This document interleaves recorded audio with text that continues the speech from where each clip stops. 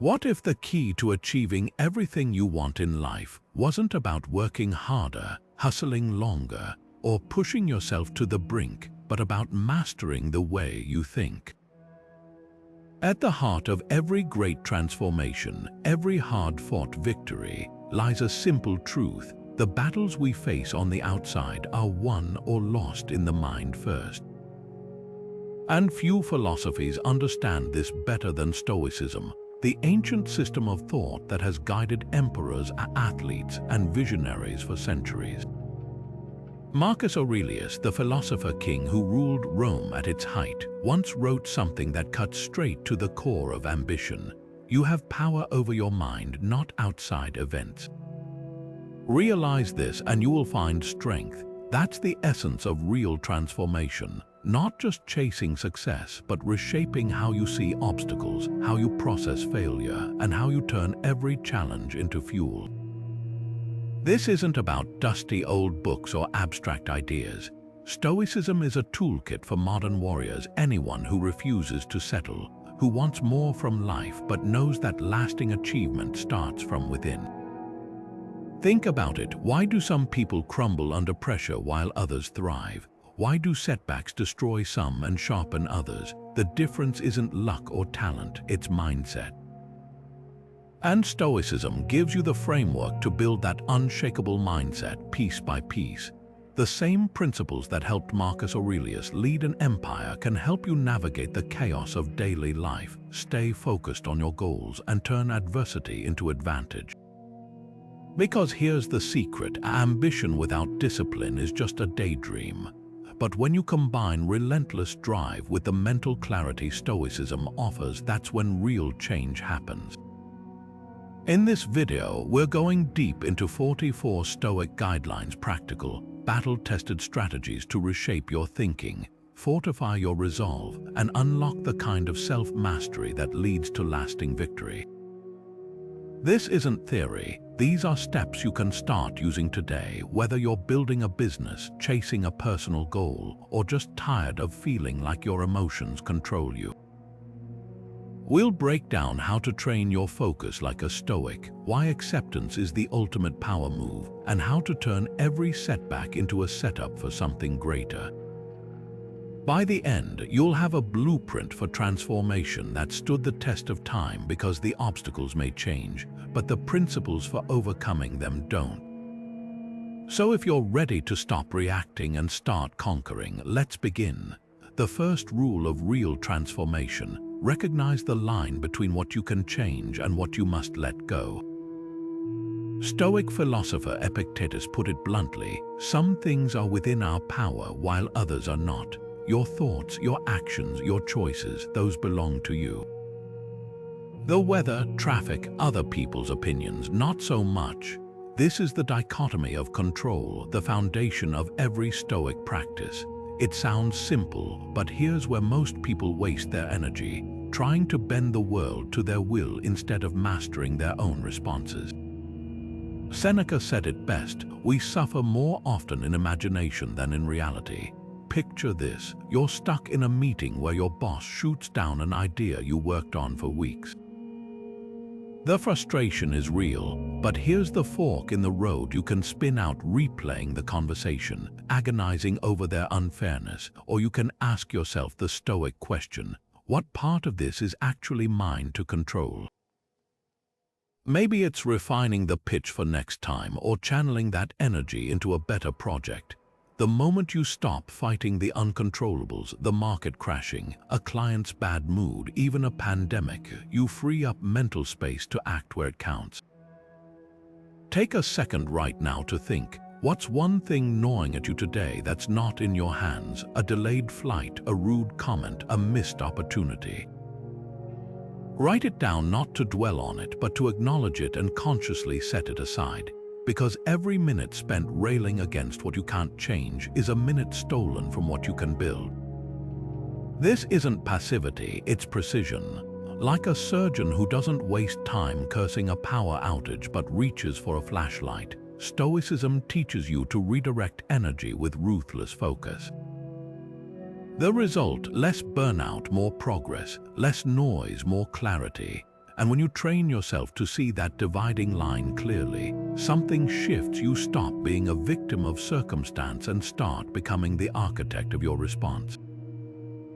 Now let's talk about a practice so counterintuitive it feels like mental judo, Premeditatio Malorum, the Stoic art of negative visualization. Picture a Roman general the night before battle. While his troops celebrated, he deliberately walked through worst-case scenarios. What if the cavalry falters? What if the terrain turns against us? This wasn't pessimism, it was strategic preparation. The Stoics called it the premeditation of evils, and it's light years away from today's toxic positivity that insists everything will just work out. Marcus Aurelius, who faced rebellions and plagues during his reign, wrote in his journals, "Begin each day by telling yourself, 'Today I shall meet interference, ingratitude, insolence, not to dwell on misery but to disarm it.'" Here's why this works. When you mentally rehearse setbacks before they happen, you strip them of their emotional surprise attack. Imagine waking up today and visualizing your biggest work project failing. Feel that stomach drop. Now ask, what would I actually do? Maybe you'd pivot to another client, salvage data, or use the lesson to rebuild stronger. That 5 seconds of mental rehearsal just gave you something most people lack, a plan B wired into your nervous system. Contrast that with someone who only visualizes success. When reality hits, they're not just dealing with the problem, they're drowning in the shock of it. Try this tomorrow. Spend 5 minutes before checking your phone running through potential day wreckers. Traffic, you've already packed a podcast to listen to. A critical email, you've mentally drafted 3 responses. This isn't inviting disaster, it's vaccinating against paralysis. The modern world trains us to avoid discomfort, but Stoics knew, by leaning into the idea of loss, you become immune to the fear of it. That's how traders survive market crashes, how athletes bounce after injuries. They've already lived it in their minds. So here's your challenge. Pick one goal you're emotionally invested in and ask brutally, what's the worst that could happen and how would I adapt? The answer isn't just your escape route, it's your freedom. There's a phrase that sounds like a paradox until you live it: love your fate. Nietzsche borrowed it from the Stoics, and it's one of the most radical mindset shifts you can make. Because here's the truth, every ambitious person hits walls, but while most see those walls as roadblocks, Stoics see them as part of the path itself. Epictetus, born into slavery and crippled by a cruel master, put it plainly: do not seek for things to happen the way you want them to. Rather, wish that what happens happens the way it happens, then you will be happy. That's Amor, Fati in action. It's not resignation, it's alchemy. It's taking the raw material of what actually happens and forging something stronger from it. Think about the last time a plan blew up in your face. Maybe a job offer fell through at the last minute, or a project you poured months into got scrapped.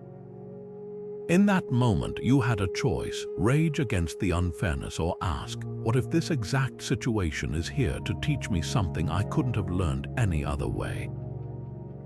Take the story of a startup founder whose first company collapsed after 3 years.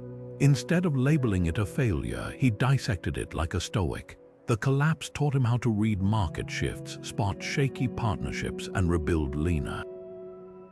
Fast forward 5 years, his second venture thrived because of those hard-won lessons. As Marcus Aurelius wrote, the impediment to action advances action. What stands in the way becomes the way. So here's your challenge. Pick a recent setback, something that still stings, and reframe it as a hidden curriculum. Did a rejection free you up for a better opportunity? Did a mistake reveal a blind spot? This isn't about slapping a happy face on pain. It's about recognizing that every obstacle carries 2 gifts: the lesson it teaches and the strength it forces you to develop. When you start meeting life's twists with Amor Fati, something shifts. You stop wasting energy fighting reality and start using it as fuel. Because the ultimate power move isn't avoiding adversity, it's transforming it into your advantage. Why would you deliberately choose discomfort when life already throws enough at you? Here's the uncomfortable truth. Your comfort zone is where ambition goes to die. Seneca, the Stoic philosopher who advised emperors, didn't just preach resilience, he practiced it. Every winter, he'd take freezing cold baths, not because he enjoyed them, but to remind himself, I can endure more than I think. That's voluntary discomfort in action, a Stoic superpower disguised as self-imposed hardship. Think of it like mental weightlifting. You wouldn't expect to bench press 300 pounds without training, so why expect to handle life's heavier blows without conditioning? The modern world obsesses over convenience, endless scrolling, same-day delivery, climate-controlled everything. But when real adversity hits, that comfort bubble becomes a liability. Contrast that with Navy SEAL who train in freezing water, or CEOs like Ray Dalio, who schedules painful reflection sessions to dissect his mistakes. They're not masochists, they're stress-testing their minds. Here's how you can start small but impactful. Try a tech detox this weekend. No social media, no streaming, just you and the silence. Notice how itchy your brain gets for distraction. That itch, that's your comfort addiction screaming. Or take the cold shower challenge, 30 seconds under icy water first thing in the morning. It's not about the shower, it's about proving to yourself that discomfort won't break you. Marcus Aurelius wrote, "The mind adapts and converts to its own purposes the obstacle to its acting." Every time you voluntarily embrace discomfort, you're rewriting your brain's script from "I can't handle this" to "I've handled worse." So here's your challenge. Pick one voluntary discomfort this week. Sleep on the floor one night, skip caffeine for a day, take the stairs instead of the elevator. The goal isn't suffering, it's sovereignty, because when you consciously choose hardship, you strip real adversity of its power to shock you. And that's when you discover what Seneca knew. True strength isn't avoiding discomfort, it's knowing you can thrive in spite of it. Marcus Aurelius wrote about building an inner citadel, a mental fortress so unshakable that no external chaos could breach it. Nowhere can man find a quieter retreat than in his own soul, he said. That's the heart of Stoic resilience, not controlling the storm around you, but fortifying the space within you. Picture a CEO facing a company-wide crisis, a product recall, a media scandal, a stock plummet. While everyone else panics, she doesn't waste energy on blame or despair. Instead, she retreats to her inner citadel, assesses the facts, and acts with precision. The chaos outside, unavoidable, but her response, that's hers to command. This isn't about detachment, it's about clarity.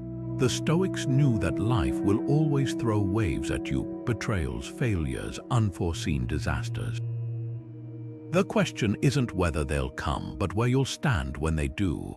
Your inner citadel is that unshakable place where you separate facts from fears, where you refuse to let external noise drown out your reason.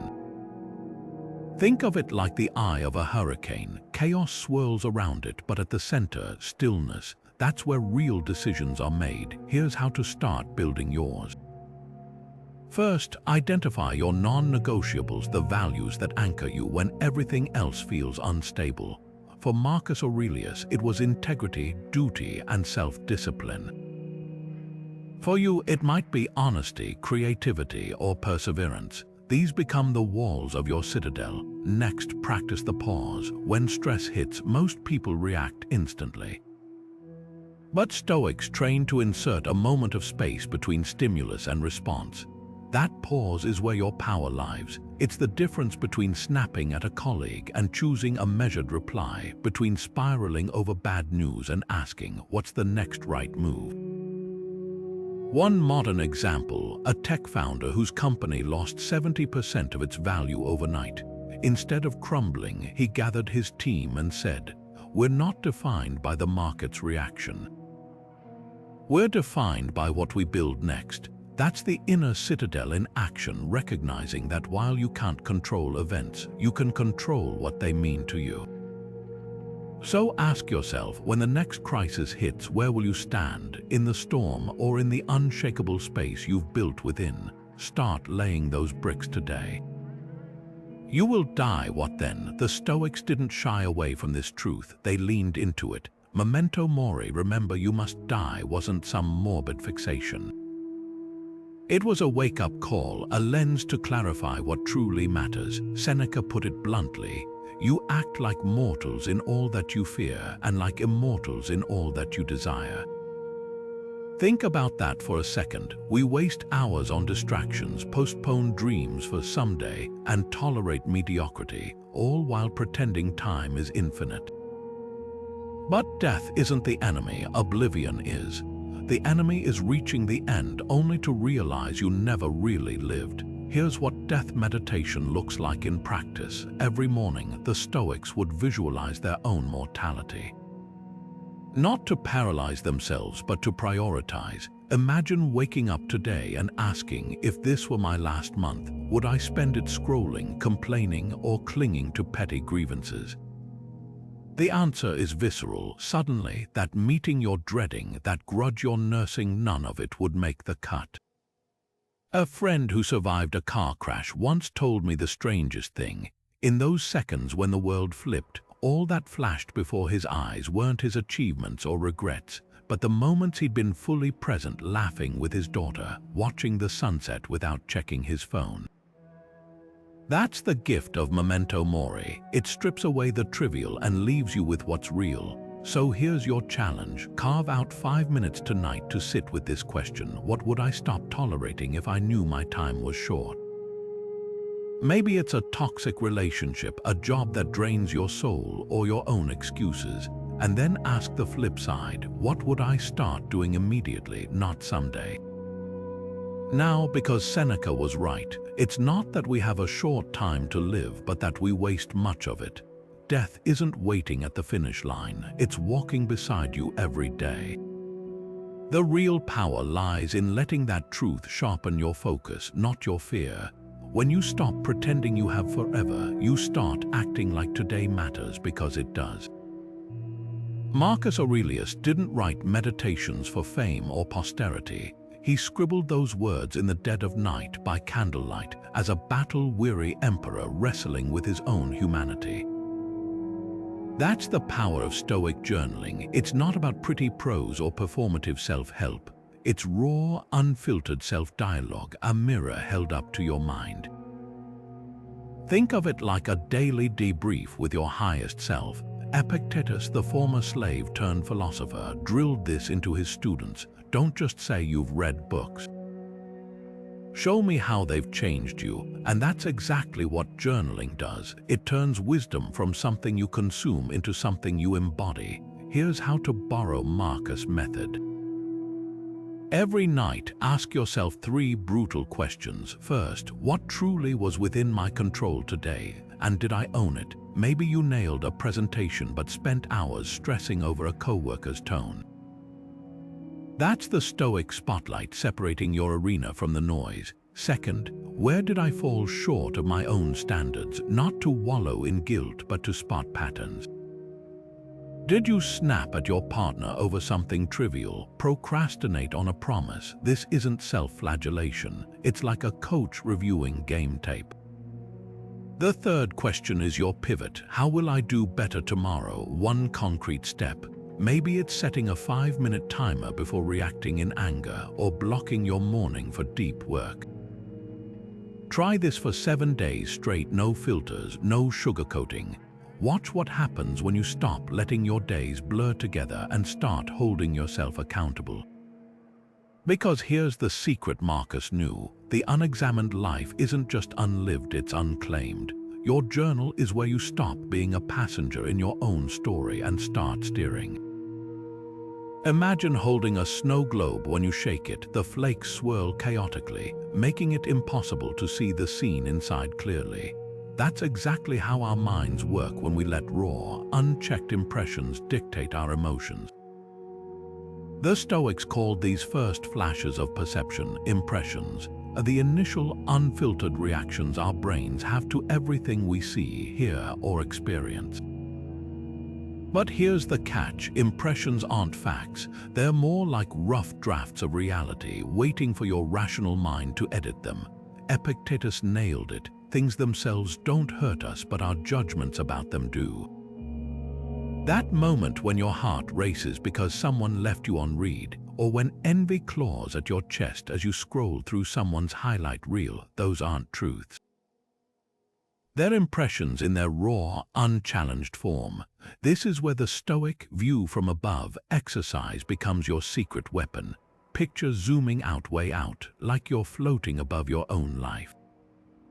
From that vantage point, that passive-aggressive text isn't a personal attack. It's just words on a screen. That coworker's promotion isn't proof you're falling behind. It's one data point in a much larger story. Marcus Aurelius used this technique daily, reminding himself how quickly all things disappear in the universe, the bodies themselves, in time, the memories of them.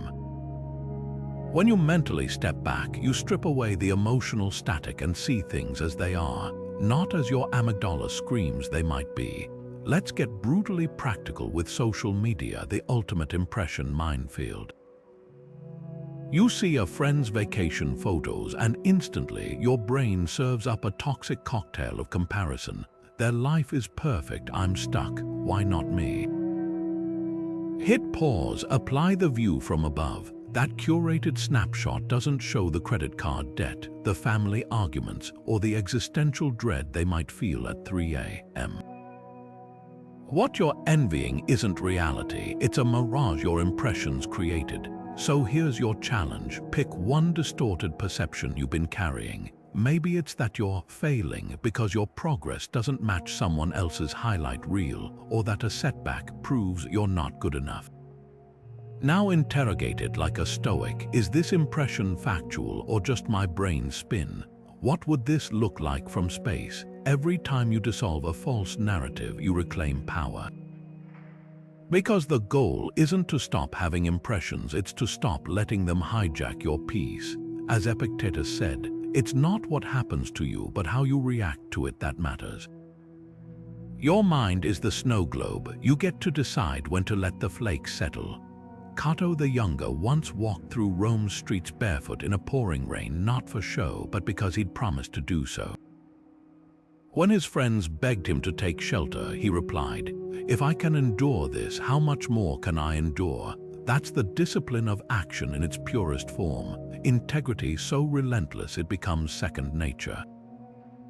The Stoics didn't just talk about virtue, they lived it in the grind of daily choices. Marcus Aurelius hammered this home in his journals. Waste no more time arguing what a good man should be. Be one. Notice the emphasis, not contemplation, not intention, action. Because here's the truth no motivational poster will tell you. Your character isn't defined by what you admire, it's forged by what you actually do when no one's watching. Take modern activists like Malala Yousafzai. After surviving an assassination attempt for advocating girls' education, she didn't just recover, she doubled down.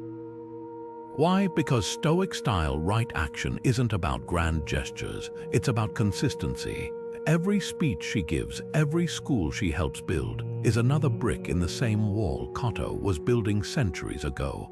The unshakable conviction that your actions must mirror your values no matter the cost.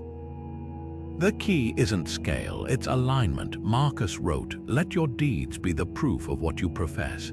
You can spend years studying philosophy, but if you crumble the moment someone cuts you off in traffic or betrays your trust, what good are those principles? Right action starts small but runs deep. Maybe it's refusing to gossip about a coworker when the opportunity arises, or choosing to recycle despite your roommate's eye rolls. Or here's your challenge: picking one task today and doing it with full integrity. Not because it's easy, but because it's right. A software developer once told me how he audits his own code line by line before submitting, even when deadlines loom. It's not about perfection, he said. It's about not letting haste erode my standards. That's the discipline of action, treating every choice, no matter how minor, as a vote for the person you're becoming. So ask yourself, what's one thing you'll do today, not tomorrow, not when it's convenient, that aligns with your deepest values? Because the Stoics knew a secret most miss: excellence isn't an event. It's the sum of 1,000 tiny, unglamorous decisions that eventually add up to an unshakable character. And that's how you build a life where your hands match your words, your choices match your ideals, and your legacy isn't what you said but what you did. 21st century life has perfected the art of isolation, AirPods in, heads down, scrolling past suffering with a flick of the thumb. But 2,000 years ago, the Stoics taught something radical: sympatheia, the profound interconnectedness of all things. Hierarchals, a lesser-known Stoic thinker, visualized it as concentric circles. At the center, you, next ring, family, then friends, community, strangers, humanity itself, all the way out to the natural world. The practice, drawing those outer circles inward, not out of guilt or obligation, but because true self-interest recognizes that harming the whole eventually harms the part. Marcus Aurelius captured it in one line: "What brings no benefit to the hive brings none to the bee." Let's shatter the illusion that you can thrive while the world burns. Climate change is the ultimate test of sympatheia. You might think, I recycle, what more can one person do? But Stoicism flips the script. It's not about your individual impact, but your participation in the collective. Think of it like a rowing team. No single oar moves the boat alone, but if half the crew stops rowing, everyone sinks. The Swiss psychologist Carl Jung, who studied Stoicism, put it bluntly: the least of things with a meaning is worth more in life than the greatest of things without it. When you see yourself as part of an ecosystem, not just an isolated consumer, choices gain weight. That plastic bottle isn't just trash, it's a thread in the web you share with sea turtles and future generations. So here's your challenge today. Pick one circle outside your usual concern and pull it closer. Maybe it's the elderly neighbor who hasn't had a visitor in weeks, the refugee crisis you skip past in the news, or the park littered with garbage. Do one thing, just one. To bridge the gap, carry a trash bag on your walk. Donate the cost of your daily coffee to a clean water project. Ask the barista how their day really is. These aren't grand gestures, they're recalibrations of attention. Because the Stoic secret isn't that we're all responsible for everything, it's that we're all responsible. Your reach may feel small, but as hierarchals taught, every circle you draw inward strengthens the entire system. And when enough people do that, that's how empires of indifference crumble. In Japan, there's an ancient art called kintsugi, the practice of repairing broken pottery with gold lacquer. But here's what most people miss: the cracks aren't hidden, they're highlighted. The damage becomes part of the object story, making it more valuable than before it was broken. Seneca, the Stoic philosopher who weathered exile, betrayal, and political turmoil, would have loved this. He wrote, "Every difficulty is raw material for your virtue to act upon."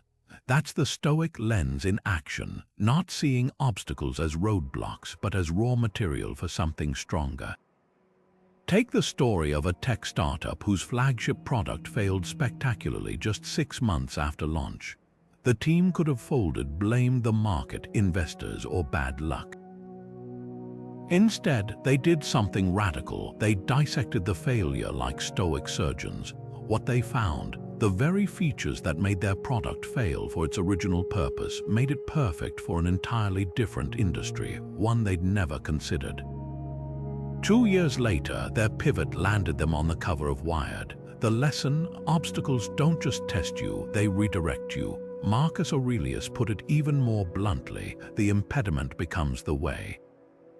Here's the question most people never ask when facing a setback: what if this obstacle isn't stopping me but steering me? Maybe that layoff forces you to build the business you fantasized about. Maybe a rejection letter pushes you toward a mentor who changes everything. Even physical limitations can become unexpected gifts. Think of Beethoven composing his greatest symphonies after going deaf, or Frida Kahlo turning bedridden pain into hauntingly beautiful art. So grab a pen right now and do this. Write down your biggest current obstacle, then flip it. Ask, what skill could this force me to develop? What door might it be closing so I notice the window? Where's the gold in these cracks? Because here's the secret the Stoics knew. Mastery isn't about avoiding damage, it's about learning to repair with gold. One of the most powerful Stoic practices begins by picturing yourself floating high above the earth, not just above your city, but above the planet itself. Marcus Aurelius called this the view from above, and he used it daily to cut through life's trivial distractions. From that cosmic vantage point, traffic jams and office politics look like what they truly are, fleeting specks against the vast canvas of time and space. He wrote, "Keep before your eyes the whole sphere of time and the whole of substance, and consider that each individual thing is, by itself, a grape seed in relation to the whole." Imagine holding a single poppy seed in your palm and calling it urgent. That's how insignificant most of our daily dramas become when viewed through this lens. Here's why this works. Our brains are wired to magnify what's right in front of us. A rude comment from a stranger can ruin an entire morning. A missed promotion feels like the end of ambition. But when you mentally zoom out, really zoom out, those fires shrink to embers. Picture the last petty argument you had. Maybe it was about whose turn it was to take out the trash or a snide remark in a group chat. Now pull the camera back. In a year, will this matter? In a decade? In a century? The Romans practiced this not to minimize their experiences, but to prioritize them. They knew that clarity comes from distance. Try this today. Carve out 10 minutes to sit with your biggest current worry. Close your eyes and visualize lifting straight up, first above your home, then your city, then the curvature of the earth. Watch as continents shrink to outlines, oceans become patches of blue. From here, that problem with your landlord or that work deadline looks different, doesn't it?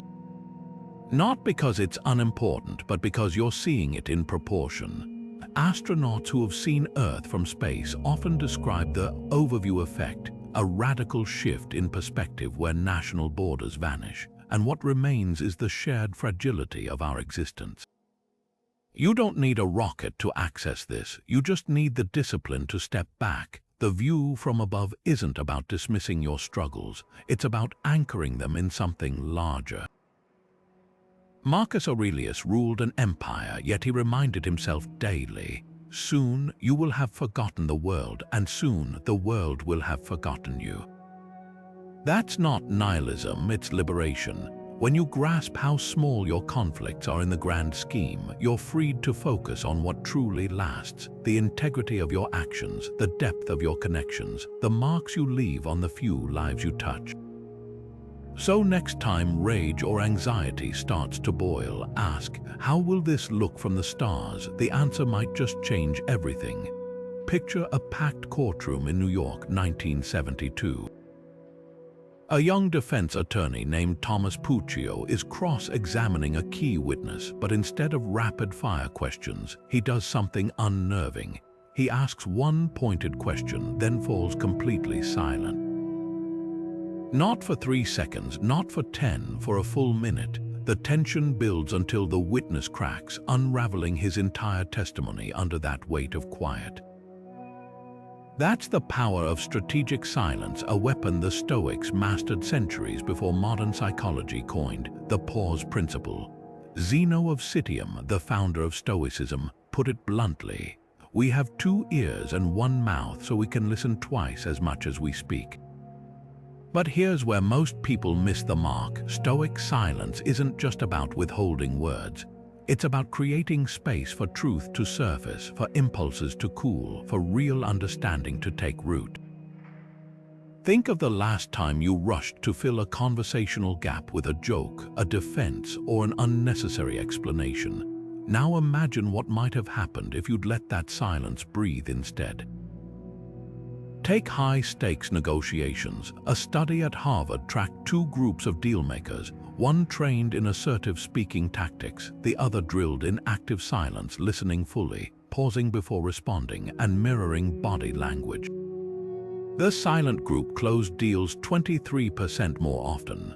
Why? Because when you stop competing for airtime, you start noticing what's not being said. The hesitation before a number, the slight shift in posture when terms are mentioned. Marcus Aurelius wrote in his journals about the discipline of assent, the practice of not immediately reacting to every mental impression. That's what makes silence transformative. It's the gap between stimulus and response where mastery lies. Here's your challenge today. Carve out 10 minutes of intentional silence, not meditation, not zoning out, active silence. Sit across from someone and just listen. No planning your rebuttal, no nodding along while mentally rehearsing your story. Watch how often the urge to interrupt rises and practice letting it pass. Notice how conversations deepen when you're not just waiting for your turn to speak. As Epictetus observed, no great thing is created suddenly, any more than a bunch of grapes or a fig. If you tell me that you desire a fig, I answer that there must be time. Let it first blossom, then bear fruit, then ripen. Your words will taste sweeter when they've had time to ripen in silence. In ancient Rome, a man's honor wasn't measured in followers or praise. It was etched in stone by his actions. Fast forward to today, where reputation is currency, traded in likes and retweets, and you'll see how far we've strayed from the Stoic ideal of character over clout. Epictetus, the philosopher who taught in a grimy Athenian port town, saw this trap coming 2,000 years ago. If anyone tells you that a certain person speaks ill of you, don't make excuses or get upset. Reply, he must not know my other faults, or he wouldn't have mentioned only these. That's the ultimate power move, turning criticism into a mirror for self-improvement rather than a trigger for defensiveness. Consider the story of a financial analyst who noticed her company was cooking the books. She had a choice: stay silent and keep her rising star reputation, or blow the whistle and risk becoming a pariah. The night before filing the report, she journaled Marcus Aurelius' words. It's not what others think of you that matters, but what you think of yourself when you look in the mirror. What followed was brutal lost friendships, industry blacklisting, even threats. But 5 years later, when the scandal exploded without her, she slept soundly knowing she'd chosen integrity over illusion. That's the Stoic litmus test, not whether people applaud you, but whether you can meet your own gaze at midnight without flinching. Modern culture thrives on approval metrics, algorithmically curated personas, performative outrage, virtue signaling. But the Stoics measured differently. Think of Cato, who wore outdated tunics to the Senate just to prove he couldn't be shamed by fashion. Or Seneca, who wrote, "A man who fears disapproval is not his own man." Here's the uncomfortable truth. Every time you soften an opinion for likes or laugh at a joke that offends you, you're trading fragments of your character for social vapor. So here's your challenge. Think back to the last time you censored yourself to fit in. Maybe it was swallowing a political view to avoid a family argument, or pretending to enjoy a trend you secretly loathe. Now flip the script. What would it look like to care more about being whole than being liked? Not aggressively contrarian, not seeking disapproval as its own badge of honor, but rooted in something deeper. Because reputation is what others think you are. Character is what you know yourself to be, and as the Stoics proved time and again, one is fleeting, the other unshakable. The next time you're tempted to polish your image, ask, is this edit making me more admirable or just more acceptable? That gap is where real growth hides. Because when your character becomes your compass, you'll stop needing everyone else's map. Diogenes lounged in his barrel under the afternoon sun, watching as Alexander the Great, the most powerful man on earth, approached him. The conqueror asked if he could grant the philosopher any wish. Diogenes, without missing a beat, replied, "Step aside, you're blocking my sunlight." That moment captures the essence of Stoic subtraction. the recognition that true freedom comes not from accumulating more, but from relentlessly stripping away the unnecessary. Seneca, who amassed wealth yet understood its traps, warned, "We suffer more in imagination than in reality, and nowhere does this ring truer than in our modern addiction to excess." Every unread newsletter subscription, every unused app draining your phone's battery, every half-hearted commitment sucking your time, they're not just clutter. They're weights strapped to your ankles while you try to swim toward what matters. Consider digital minimalism as modern Stoicism in action.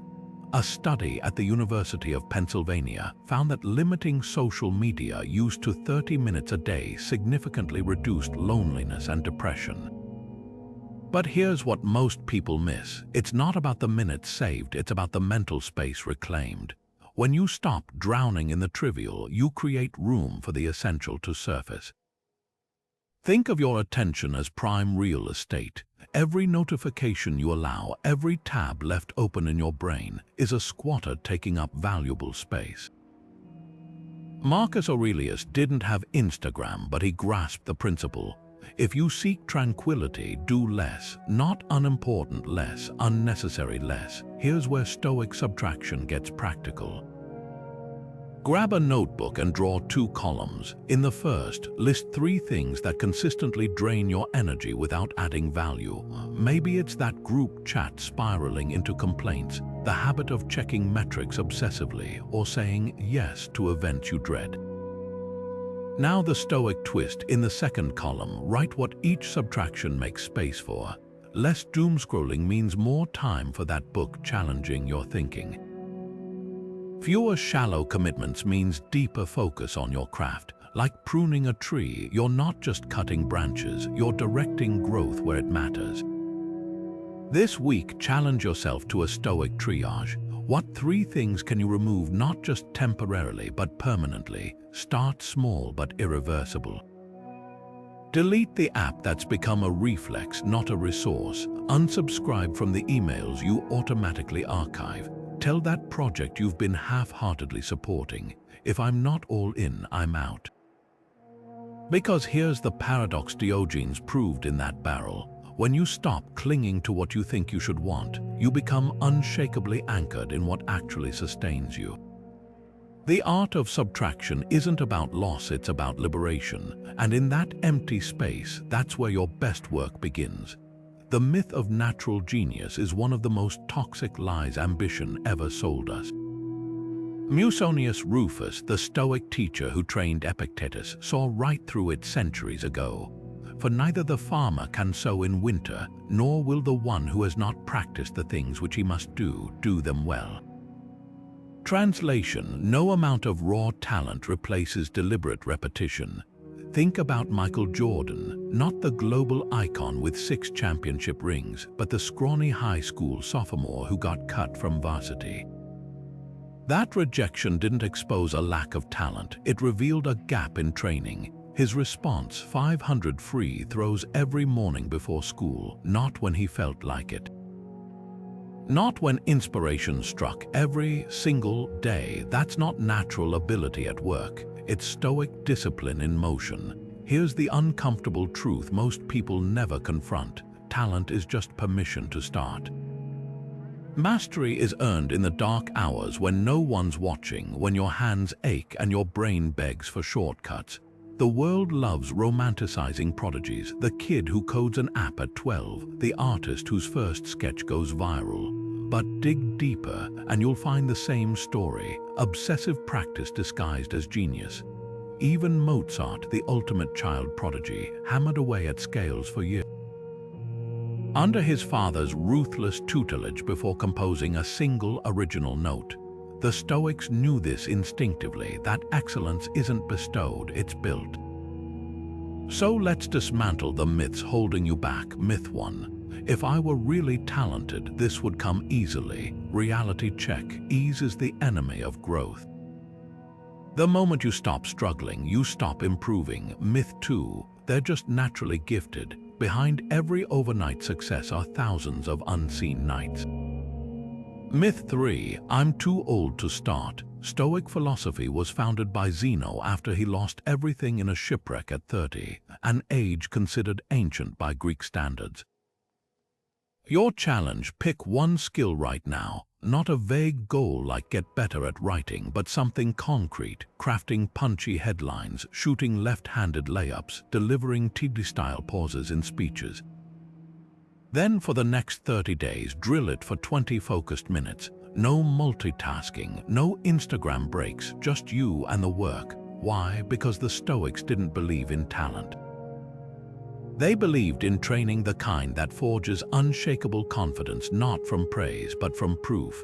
When you've sunk 500 free throws before breakfast, clutch moments don't scare you. You've already lived them. The musician Nick Cave once said, "The great works are made not when the artist is inspired, but when he is grinding." That's the secret Jordan and Mozart and every Stoic sage understood. Genius isn't something you're born with, it's something you become, one stubborn repetition at a time. So what will you grind today? Epictetus, the philosopher who transformed his enslavement into a masterclass on freedom, laid down a rule that separates the reactive from the responsive. Between stimulus and response, there is a space. In that space is our power to choose our response. That pause, often no longer than a heartbeat, is where Stoic mastery lives. Picture this: a Silicon Valley CEO opens an email accusing her team of incompetence from a major investor. Her fingers fly toward the keyboard, itching to fire back. But instead, she does something radical. She closes the laptop and walks outside for 5 minutes. Just 5. By the time she returns, the heat in her chest has cooled into clarity. She drafts a reply that addresses the concerns without defensiveness, turning a potential bridge-burning moment into a partnership-saving pivot. That's the pause principle in action. What most people miss is that reactions aren't reflexes, they're habits. Every time you snap at a spouse, vent in a group chat, or impulsively refresh your inbox, you're reinforcing a neural shortcut. But here's the good news: the brain rewires itself just as easily in the opposite direction. A study at UCLA found that inserting a mere 2-second delay before responding to triggers reduced conflict escalation by nearly 40%. The Stoics didn't have fMRI machines, but they grasped the biology of restraint. Seneca described anger as brief insanity, and his antidote was simple yet revolutionary: the greatest remedy for anger is delay. Not suppression, not denial, just creating enough space for reason to overtake reflex. Let's make this brutally practical. Today, choose one trigger point. Maybe it's your coworker's habit of interrupting, your kid's backtalk, or the rage spiral of political headlines. Each time it happens, deploy the Stoic pause. Literally count to 5 silently. 1 Mississippi, 2 Mississippi. Watch what happens in that tiny window. The first second, emotion screams. By the third, logic starts whispering. By the 5th, you've likely spotted a third option your knee-jerk reaction would have missed. This isn't about becoming emotionless, it's about not letting emotion own you. History's greatest negotiators, from Nelson Mandela to Warren Buffett, share one tactic: they're masters of the strategic silence. Mandela would let apartheid officials squirm for agonizing minutes before responding during prison negotiations. Buffett reads annual reports cover to cover before uttering a word about investments. The pattern: they don't just resist reacting, they refuse to, until they've fully claimed that space between what happens and how they engage with it. Your pause is your power, because when you stop letting the world set your tempo, you start writing the score. Words shape worlds, and nowhere is this truer than in the phrases we repeat to ourselves daily. Epictetus, the philosopher who turned his enslavement into a masterclass on mental freedom, observed something radical about human language. It's not what happens to you, but the story you tell about it that shapes your suffering. Consider the difference between 2 simple sentences: "I have to work late again" versus "I choose to finish this project thoroughly." Same circumstance, vastly different psychological reality. The first is the language of victims, the second of sovereign beings. Take the story of a prison reform advocate who noticed inmates constantly saying, "I got stuck with a lousy lawyer," or "This system won't let me change." He introduced a simple rule: every complaint had to be rephrased as an admission of agency. "My lawyer was overworked" became, "I didn't research how to support my defense." The system is rigged shifted to, "I'm learning how to navigate the rules." Within months, participation in rehabilitation programs tripled. Why? Because when you swap "have to" for "choose to," you're not just changing words, you're rewiring your locus of control. The Stoics called this linguistic sovereignty, the practice of claiming authorship over your life's script. Now, let's shine this light inward. Listen to your own speech this week. How often does "they made me furious" slip out instead of "I allowed their words to affect me"? Does "I can't leave this job" really mean "I'm choosing stability over risk right now"? Even small shifts matter. "I have to go to the gym" becomes "I choose strength over comfort." "My boss demands too much" transforms into "I'm prioritizing which tasks deserve my energy." Here's the litmus test. Grab your phone and record yourself venting about a frustration for 30 seconds. Play it back. Count how many times you cast yourself as a passive character in someone else's story. Because every "have to" is a tiny surrender, a handing over of your reins to circumstance. Epictetus, who had every reason to play the victim, put it bluntly: "You are not your body or your reputation or your circumstances, you are your choices." Your words are the first place those choices take shape. So what will yours tell you today? Imagine holding a compass with only 4 directions, yet somehow these 4 points guide you through every ethical storm life throws your way. The Stoics called these cardinal virtues wisdom, courage, justice, and temperance. Cicero, Rome's great orator, expanded them into a practical map for living. Wisdom is the knowledge of what to seek and what to avoid. Courage is standing firm against danger and enduring hardship. Justice is giving each their due while preserving human bonds. Temperance is the mastery of desires so they serve, not rule. Simple, right, but here's where the rubber meets the road. These aren't just lofty ideals, they're survival tools for modern dilemmas. Take parenting. Your teenager begs to attend a party where you suspect alcohol will flow. Wisdom isn't just saying no, it's asking why. What skills do they need to navigate this world without me? Courage isn't shielding them from every risk, it's letting them face consequences while the stakes are still low. Justice means balancing their autonomy with your duty to protect. And temperance, that's refusing to let fear dictate your response. The Stoic parent doesn't hover or helicopter, they prepare. They ask, which virtue does this moment demand? Because here's the secret, every hard choice is just one of these virtues waiting to be applied. Now turn the lens inward. When you procrastinate on a dream, is it courage that's lacking? When you snap at a coworker, is temperance the weak link? Cicero's framework reveals gaps we often miss. A CEO might excel in justice, fair salaries, ethical supply chains, but lack the temperance to unplug, burning out in a blur of late-night emails. An artist might have courage to create boldly but struggle with the wisdom to discern which opportunities align with their purpose. So here's your challenge tonight. Pick one decision you've been avoiding. Run it through the 4 virtues like a filter. What would wisdom see here? Where does courage need to speak up? Am I balancing justice for others and myself?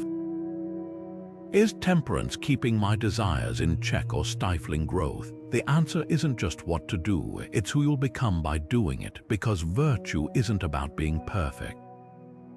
It's about knowing which muscle needs flexing next. Prosperity doesn't reveal character, it exposes it. Seneca warned, a man is tested by praise, riches, and power.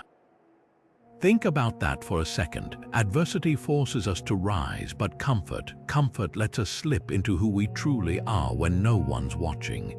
Take the story of a construction worker who won $73 million in the lottery. Within 3 years, he'd burned through every cent, lost his family to greed, his friends to paranoia, his health to excess. The money didn't ruin him, it unzipped the seams of discipline he'd never properly sewn. That's the Stoic test in action. Success isn't the reward, it's the crucible. Here's the uncomfortable truth most people avoid. You don't know how you'll handle wealth, fame, or power until they're sitting in your lap. Marcus Aurelius saw this firsthand as emperor. He wrote, "The higher you rise, the more restraint you must practice because the stakes aren't just yours anymore." Imagine inheriting a fortune tomorrow. Would you invest it wisely, or would the sudden freedom expose hidden recklessness? Would promotions make you humble or arrogant? That's why the Stoics didn't just train for hardship, they trained for ease. Because prosperity isn't the finish line, it's the obstacle course no one warns you about.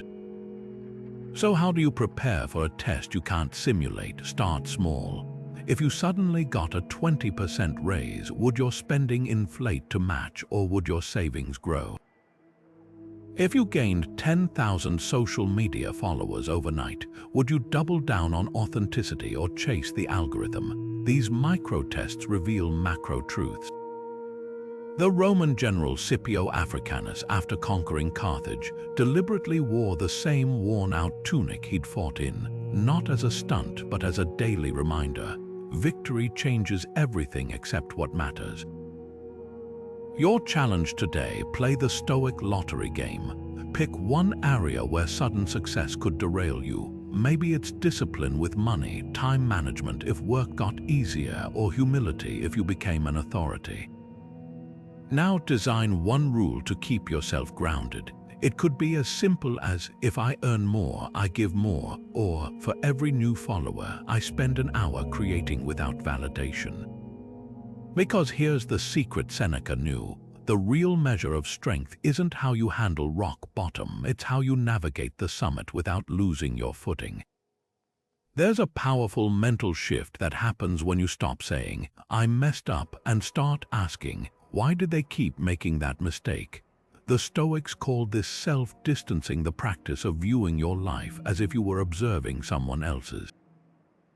Marcus Aurelius perfected it, writing notes to himself like a coach analyzing a player.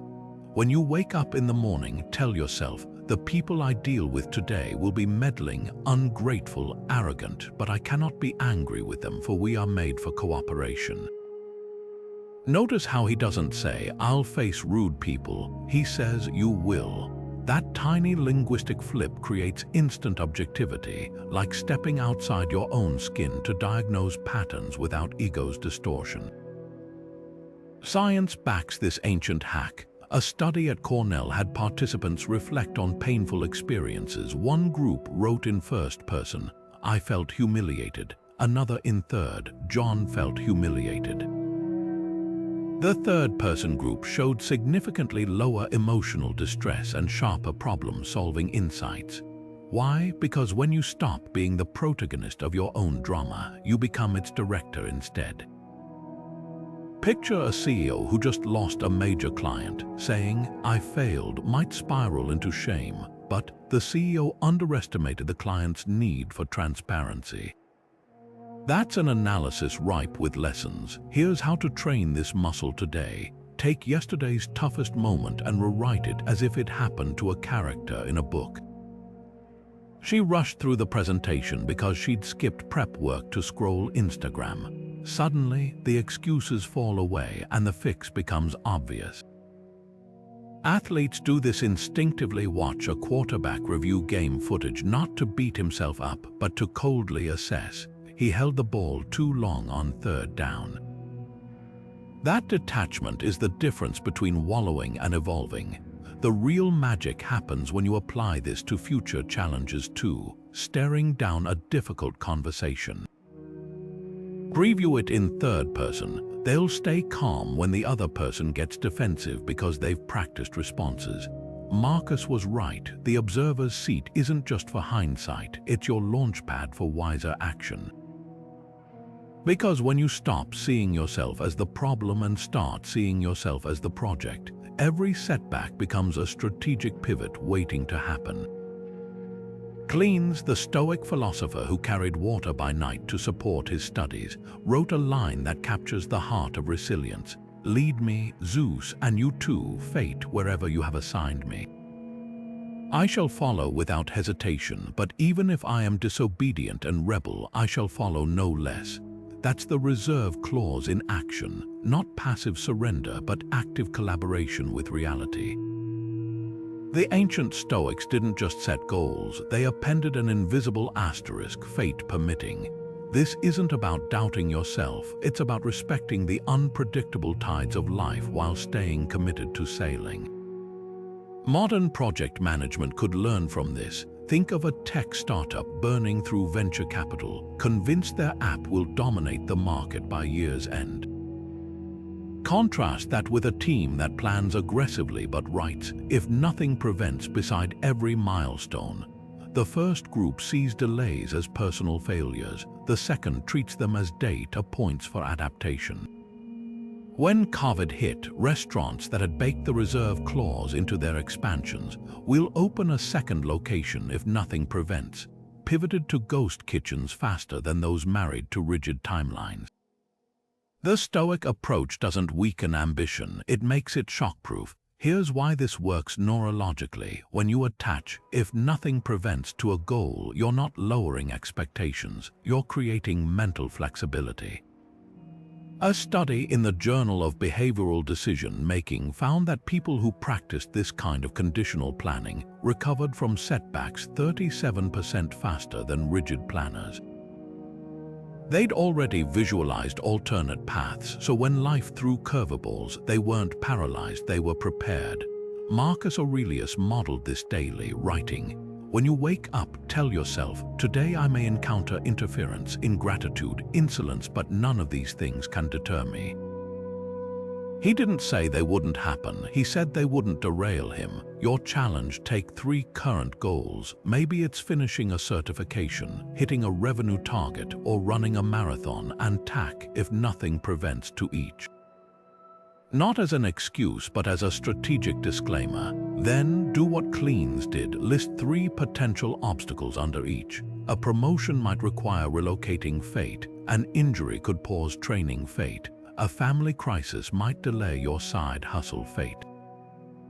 Now, and this is key, pre-wire your response. If relocation happens, I'll take online courses. If injured, I'll focus on nutrition. If crisis strikes, I'll scale back temporarily. Suddenly, you're not at the mercy of circumstance, you're in dialogue with it. Because the reserve clause isn't about expecting failure, it's about refusing to let surprise dictate your resilience. When NASA plans Mars missions, they build in "fate permitting" at every stage, contingencies for dust storms, equipment failures, signal delays, yet no one accuses them of lacking vision. Their ambition soars because they respect reality's unpredictability. That's the Stoic edge: goals that bend but don't break, dreams that dance with chaos instead of demanding it stand still. So plant your flag on the moon, just pack an extra oxygen tank in case the airlock jams. Seneca once dropped a truth bomb that still echoes centuries later. Life is long if you know how to use it. At first glance, it feels contradictory. How can the same 70 or 80 years feel expansive to one person and fleeting to another? The answer lies in what we mistake for living. Most people aren't short on time, they're drowning in misallocated time. A landmark study of retirees asked what they regretted most. The top answer wasn't working too hard or taking risks, it was postponing what mattered until it was too late. That's the tragedy of busyness. We treat our days like cheap currency, spending them on everything except the investments that compound into a meaningful life. Consider 2 neighbors. One spends evenings scrolling through endless reels of other people's adventures, dreaming of travels he'll take someday. The other, same job, same income, books a cheap flight to a nearby city once a month, even if it's just for a day trip to hike unfamiliar trails. Who's richer in experience? Both have identical 24-hour days, but one is bankrupting his lifetime in laters, while the other is trading minutes for memories. That's Seneca's point. It's not about the length of the string, but how many knots you tie in it to mark the moments that matter. Here's the gut check. What's your version of someday? The language course you'll start when work calms down. The overdue apology you'll make when the timing feels right. A passion project collecting dust until retirement. A nurse who spent decades in hospice care once shared the most common deathbed realization: I thought I had more time. Not with extravagant dreams, with simple, stealable joys like reading in the park, calling an old friend, or finally trying pottery class. The Stoics didn't just preach urgency, they practiced a radical presentness. Marcus Aurelius would write reminders like, do every act of your life as if it were your last, not to incite panic but to sharpen focus. So grab your phone right now and open your calendar. Scan the next 2 weeks. How many blocks of time are dedicated to someday priorities versus trivial urgencies? The modern world thrives on manufactured emergencies, flashing notifications, false deadlines, the myth of multitasking. Meanwhile, your actual life slips by in the cracks between meetings and memes. The fix isn't more hours, it's more intention. Start stupidly small. That book you've meant to read. Leave it by your coffee cup tomorrow morning. The relative you keep meaning to call. Set a 20-minute timer tonight and do it mid-dishes. Seneca wasn't wrong. Life is long enough. But only if you stop letting the unimportant monopolize the irreplaceable. The Stoics had a powerful metaphor for ambition, the archer drawing his bow. Cicero captured it perfectly. The archer must do everything in his power to shoot well, but once the arrow leaves the bow, it's no longer in his hands. That's the heart of this practice, pouring your absolute best into the effort while releasing your grip on the outcome. Picture an Olympic sprinter in the blocks. Her job isn't to control whether she wins gold. That depends on competitors, whether even a stumble. Her job is to explode forward with perfect form, to give the race everything she's trained for. The medal, that's the arrow in flight. This mindset flips modern hustle culture on its head. Most people obsess over results, promotions, viral posts, numbers on a scale, while neglecting the daily actions that actually move the needle. A novelist doesn't control bestseller lists, but she can commit to writing 500 words before breakfast. A startup founder can't force investors to say yes, but he can refine his pitch until it's undeniable. The paradox: when you stop measuring success by outcomes and start measuring by effort, the outcomes often follow. Think of Serena Williams. She never stepped onto the court certain she'd win, but she could always control how hard she'd fight for every point. That's the archer's focus, all discipline, no delusion. So here's the challenge lurking beneath this guideline. What's your current arrow mid-flight? Maybe it's a job application waiting for a response, a creative project submitted for judgment, or even a relationship hanging in uncertainty. Now ask yourself, what part of this did I truly control, and what part have I been clinging to as if I still could? The Stoic move isn't detachment, it's honesty. You prepared the resume, sent the manuscript, had the tough conversation. That was your shot. Now the target moves on its own. There's a freedom in this that borders on rebellion. While everyone else white-knuckles their desires, you're training your focus where it actually matters, not on moving the goalpost, but on refining your kick. Because mastery lies in the effort, not the applause, and when you internalize that, something unexpected happens. You stop fearing misses and start loving the practice. After all, the archer doesn't quit because one arrow went wide. He knocks another, draws again, and lets fly. Epictetus, the philosopher who turned his own enslavement into a masterclass on inner freedom, posed a question that cuts to the bone. Who do you belong to, your higher self or your lower self? That distinction, the warring factions within us, is the battleground where every real transformation is won or lost. Picture an addict in recovery standing at a crossroads. One voice whispers, "Just one drink won't hurt," while another counters, "Remember the last time, was it worth it?" That's not addiction's unique struggle. It's the human condition magnified. Every day, you're negotiating between the version of yourself that craves instant gratification and the one that's building something lasting. The Stoics saw this duality with startling clarity. Your lower self clings to excuses, blames circumstances, and confuses "I want" with "I need." Your higher self, that's the part that chooses discipline over distraction, sees setbacks as lessons, and knows that true power lies in governing your own impulses. Marcus Aurelius journaled to his higher self like it was a trusted advisor, writing reminders like, "Waste no more time arguing what a good man should be one." The key wasn't eliminating the lower self, it was refusing to let it steer. Think about your own day. When you hit snooze instead of hitting the gym, who won? When you scrolled past midnight knowing you had an early meeting, which self was calling the shots?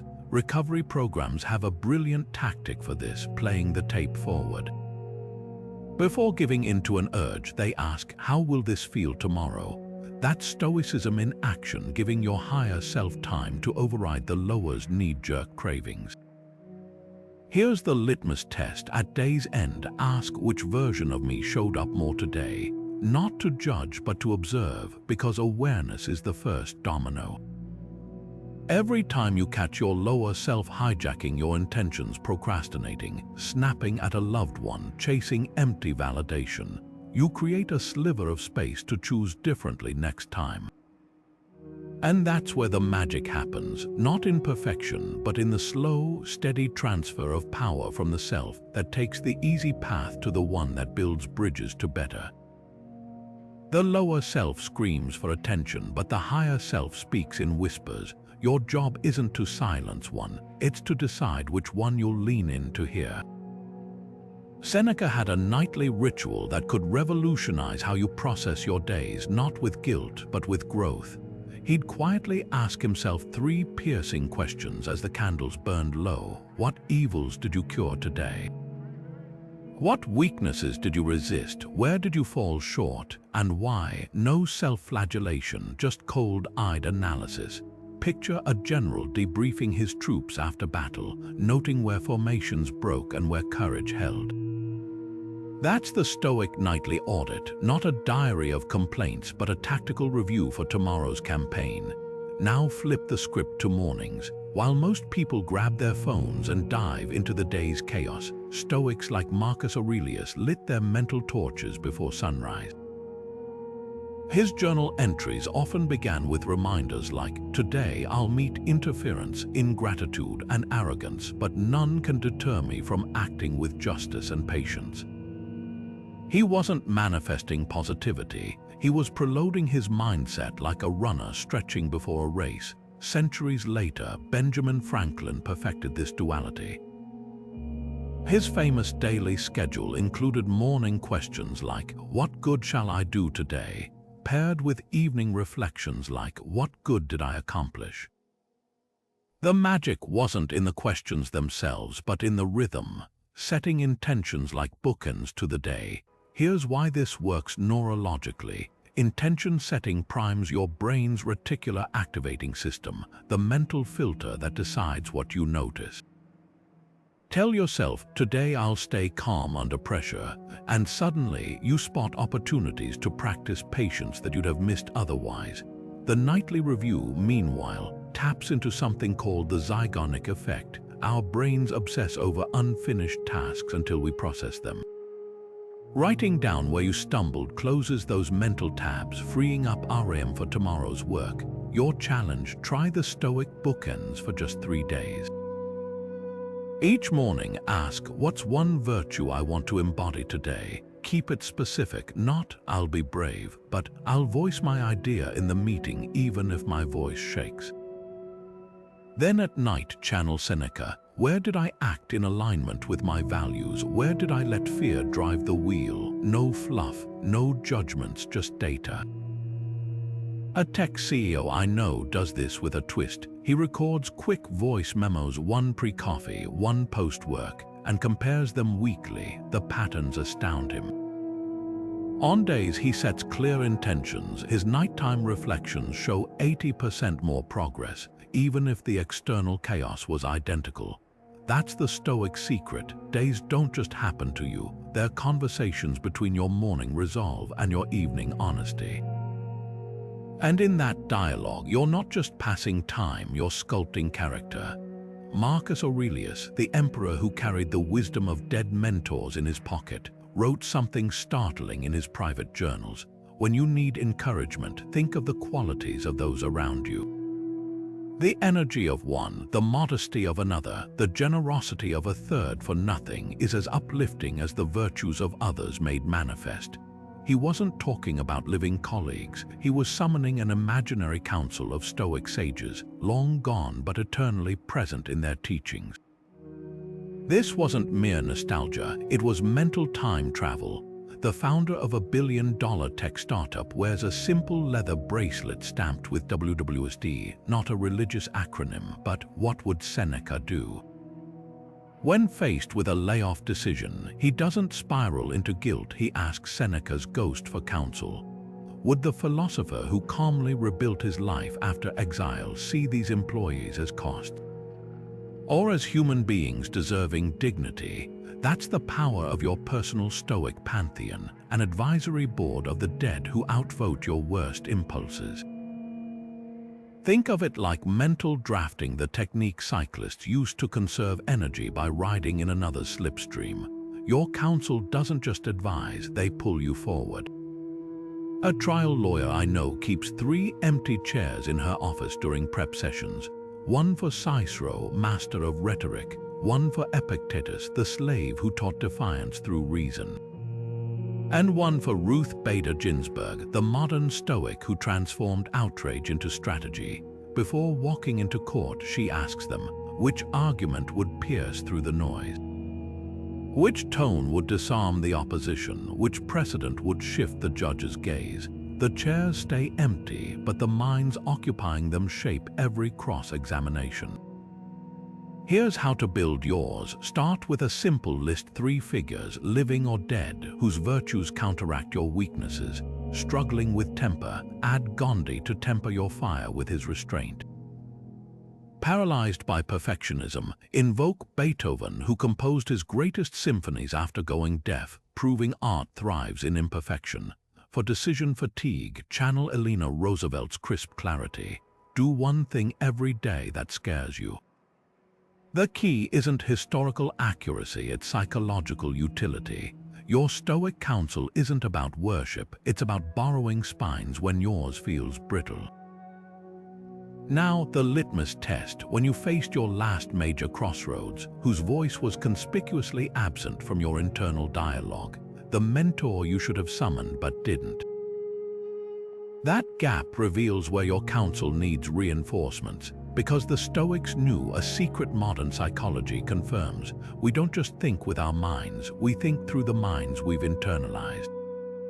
Every time you ask, what would my Stoic mentor see here? You're not escaping reality, you're sharpening your grasp of it. So tonight, light a candle, pour a cup of tea, and convene your ghostly board meeting. The agenda, just one item: how do we live this day well? The answers might surprise you. Epictetus, the former slave turned philosopher, had a radical way of categorizing everything in life. Some things are up to us, some are not.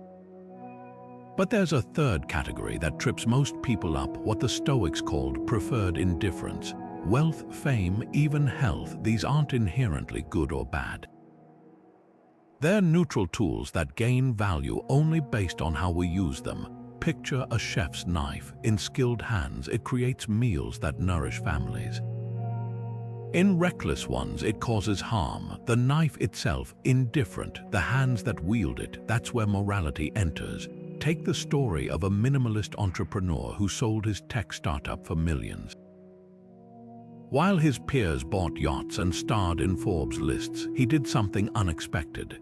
he moved into a small apartment and invested 80% of his wealth into education initiatives.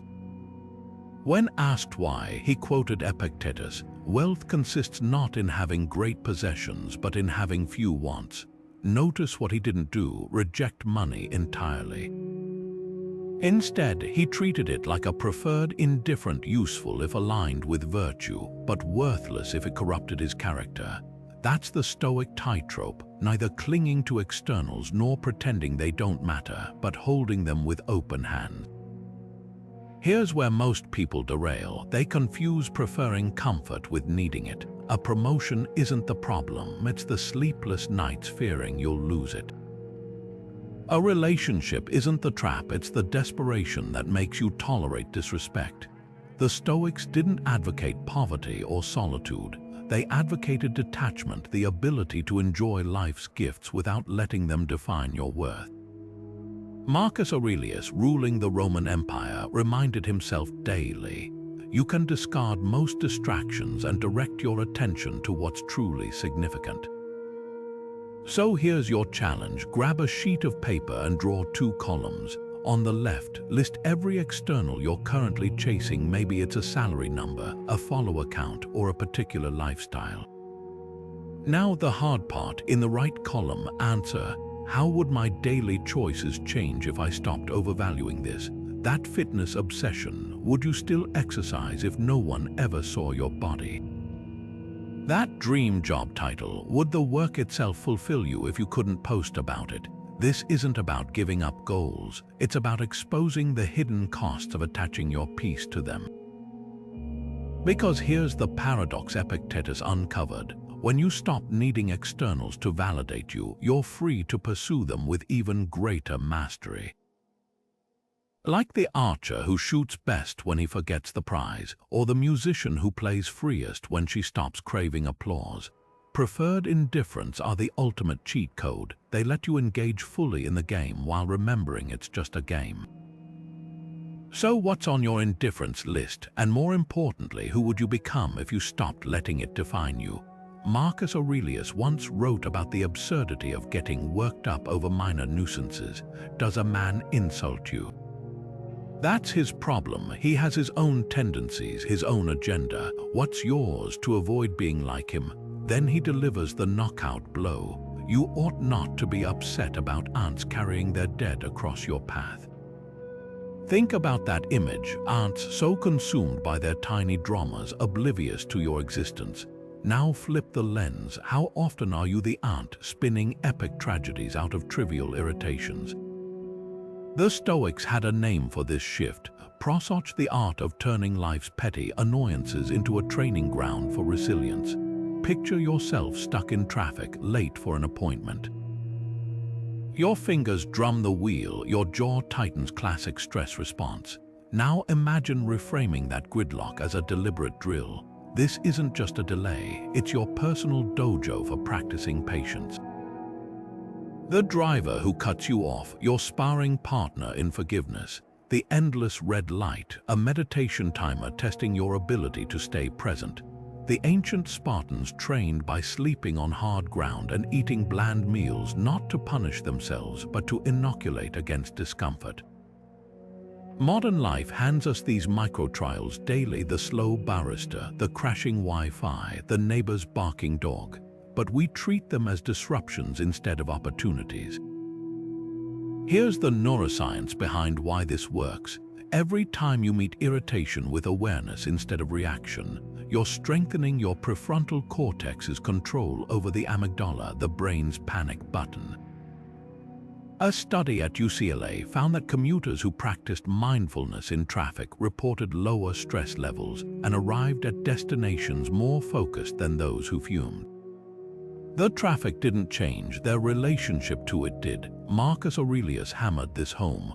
The obstacle to action advances action. What stands in the way becomes the way. That email thread spiraling into pettiness, that's not office politics. It's your chance to practice responding with grace under fire. The gym machine someone didn't wipe down. Not gross negligence, but a test of your ability to adapt without complaint. Your challenge today is simple but revealing. Pick one trivial frustration that usually sets you off. Maybe it's your phone's battery dying too fast or a family member leaving dishes in the sink. Now for just 24 hours, treat it as your trivial trainer. When the irritation flares, pause and ask, what virtue is this moment inviting me to practice? Patience, detachment, creative problem solving. Write it down like a lab experiment. Subject exposed to slow elevator. Response, deep breath, mental rehearsal of next meeting points instead of checking phone. By day's end, you'll have something far more valuable than a log of annoyances, a map of how small moments shape your character. Because here's the Stoic secret: life isn't just happening to you, it's happening for your training. The ants will keep marching, the traffic will keep snarling, but you get to choose whether they're distractions or drills, and that choice, more than any external circumstance, determines who you become. Epictetus drew a line in the sand 2,000 years ago that still divides productive energy from wasted effort today. Within our power are opinion, motivation, desire, aversion, in short, whatever is our own doing. Not within our power are our body, property, reputation, office, in short, whatever is not our own doing. Modern self-help guru Stephen Covey later mapped this onto his circles of concern and influence, but the Stoics were there first with a brutal truth. Your peace and power lie solely in how you navigate the space between those circles. Picture a furious neighbor ranting at a town hall, meeting about national politics he can't change while ignoring the pothole outside his house he could rally the block to fix. That's the human dilemma in a nutshell, pouring passion into what we can't control while neglecting the territories where our actions actually matter. Take the story of a suburban mom who transformed her frustration into fuel. For years, she obsessed over climate change headlines, feeling helpless as glaciers melted oceans away. Then she stumbled on Epictetus' words and asked herself a pivotal question: what's actually in my hands? The answer wasn't international accords, it was her own neighborhood. She started a composting collective, lobbied for solar panels on the school roof, and organized carpools that cut hundreds of commute miles weekly. Her circle of influence didn't just expand, it multiplied, because action is contagious. Marcus Aurelius saw this ripple effect coming. What's bad for the hive is bad for the bee. When you focus on changing what you can, you inspire others to do the same in their spheres. Here's where most well-intentioned people derail. They mistake caring about everything for acting effectively. Social media has trained us to confuse outrage with impact, sharing posts about crises halfway across the globe while ignoring the lonely elder next door. The Stoic approach flips this. Start hyper-local, then watch the radius of your agency grow. A Brooklyn teacher, tired of shouting into the void about education reform, began tutoring just one struggling student after school. 5 years later, that seed grew into a non-profit serving hundreds of kids. Her secret: she treated her circle of influence like a muscle, not fixed in size but expanding with consistent use. Grab a pen and try this audit right now. Draw 3 concentric circles. The outermost ring holds concerns, global issues you care about but can't directly shift: inflation, wars, celebrity scandals. The middle ring is your influence areas where your voice or actions can create ripples: workplace culture, local voting, family health habits. The innermost circle. Your control: thoughts, reactions, daily choices, your morning routine, how you spend spare hours, what you learn. Now track a week of your mental energy. How much leaks into the outer ring versus fueling the inner 2? The disillusioned activist who pivoted to planting urban gardens put it perfectly. I used to spend 80% of my time yelling about what others should do, 20% doing. Now those numbers are reversed and somehow more actually changes. This isn't about shrinking your ambitions, it's about focusing them where they'll gain traction. The environmentalist who cleans one beach inspires more action than the one drowning in doom scrolls about ocean plastics. The entrepreneur who mentors 3 startups impacts more lives than the one fixated on Silicon Valley's unattainable elite. Even in personal growth, the principle holds: you'll build more confidence by mastering 5 pull-ups than by obsessing over the marathon you're not ready to run. As Seneca noted, every new beginning comes from some other beginning's end. Tonight, ask yourself, what's one problem within arm's reach that I've been overlooking while staring at distant storms? Maybe it's the strained relationship with your sibling, the cluttered garage draining your focus, or the local park that needs volunteers. The paradox Epictetus uncovered still holds: the smaller your initial focus, the wider your eventual impact. Because when you stop scattering energy at the universe and start channeling it into your circle of control, something unexpected happens. The circle grows. Imagine your life as a grand banquet table overflowing with opportunities, requests, and shiny distractions. Every time you say yes to something trivial, you're leaving less room on your plate for what truly nourishes you. Seneca saw this 2,000 years ago when he warned, "We are tight-fisted with property and money, yet think too little of wasting time, the one thing about which we should all be the greatest misers." That's the essence of the Stoic no, not rejection for its own sake, but the fierce protection of your most finite resource, attention. Warren Buffett gave this principle modern teeth with his 20-slot rule. He tells students to imagine they have a lifetime punch card with just 20 slots, each representing a major commitment they can ever make. Once punched, no more slots remain. Suddenly, that casual yes to a mediocre project or half-hearted obligation feels reckless.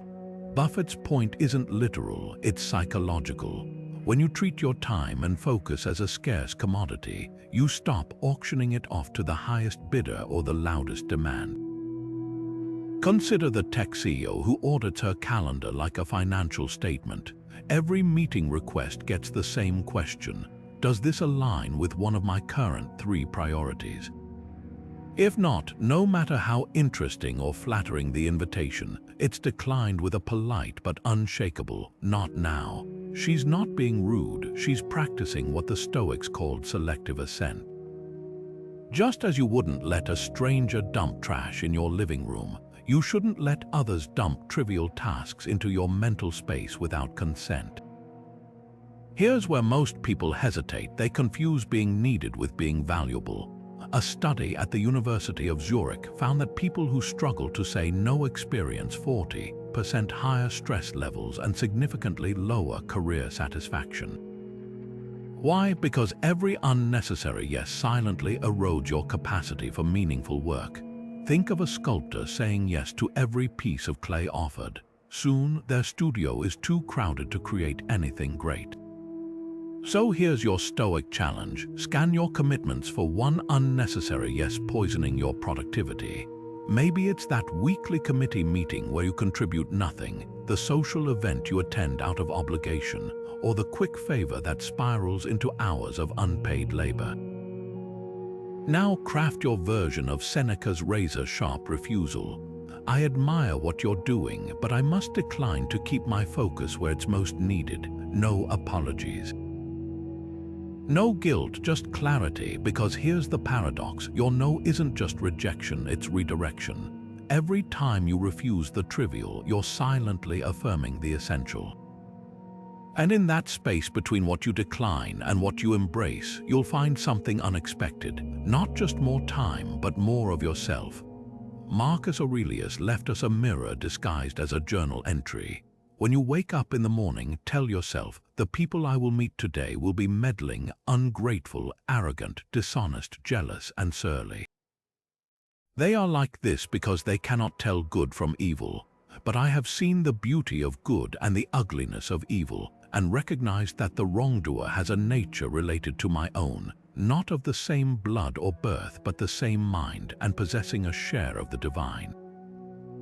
So none of them can hurt me. There's a scalpel hidden in that passage, one that cuts through our habit of judging others to expose the raw truth about ourselves. Consider the last time someone's behavior made your blood boil. Maybe it was a co-worker taking credit for your idea, a stranger cutting in line, or a relative spouting political views that made your jaw clench. The Stoic twist, that reaction isn't just about them, it's a flare gun illuminating your own shadow. The qualities we condemn most violently in others are often the ones we've disowned or suppressed in ourselves. A control freak seethes at micromanagers, the insecure rage at show-offs. The politically fanatical can't tolerate dissent, not because their opponents are wrong, but because part of them fears they might be right. Here's where it gets uncomfortable. Your political opponent isn't just someone to defeat, they're your unwitting therapist. Try this exercise next time you're triggered by someone's ideology. Instead of mentally replaying their dumbest talking points, ask, what fear or unexamined belief of mine does their stance expose? The anti-vaxxer you dismiss as ignorant might reveal your own discomfort with medical authority.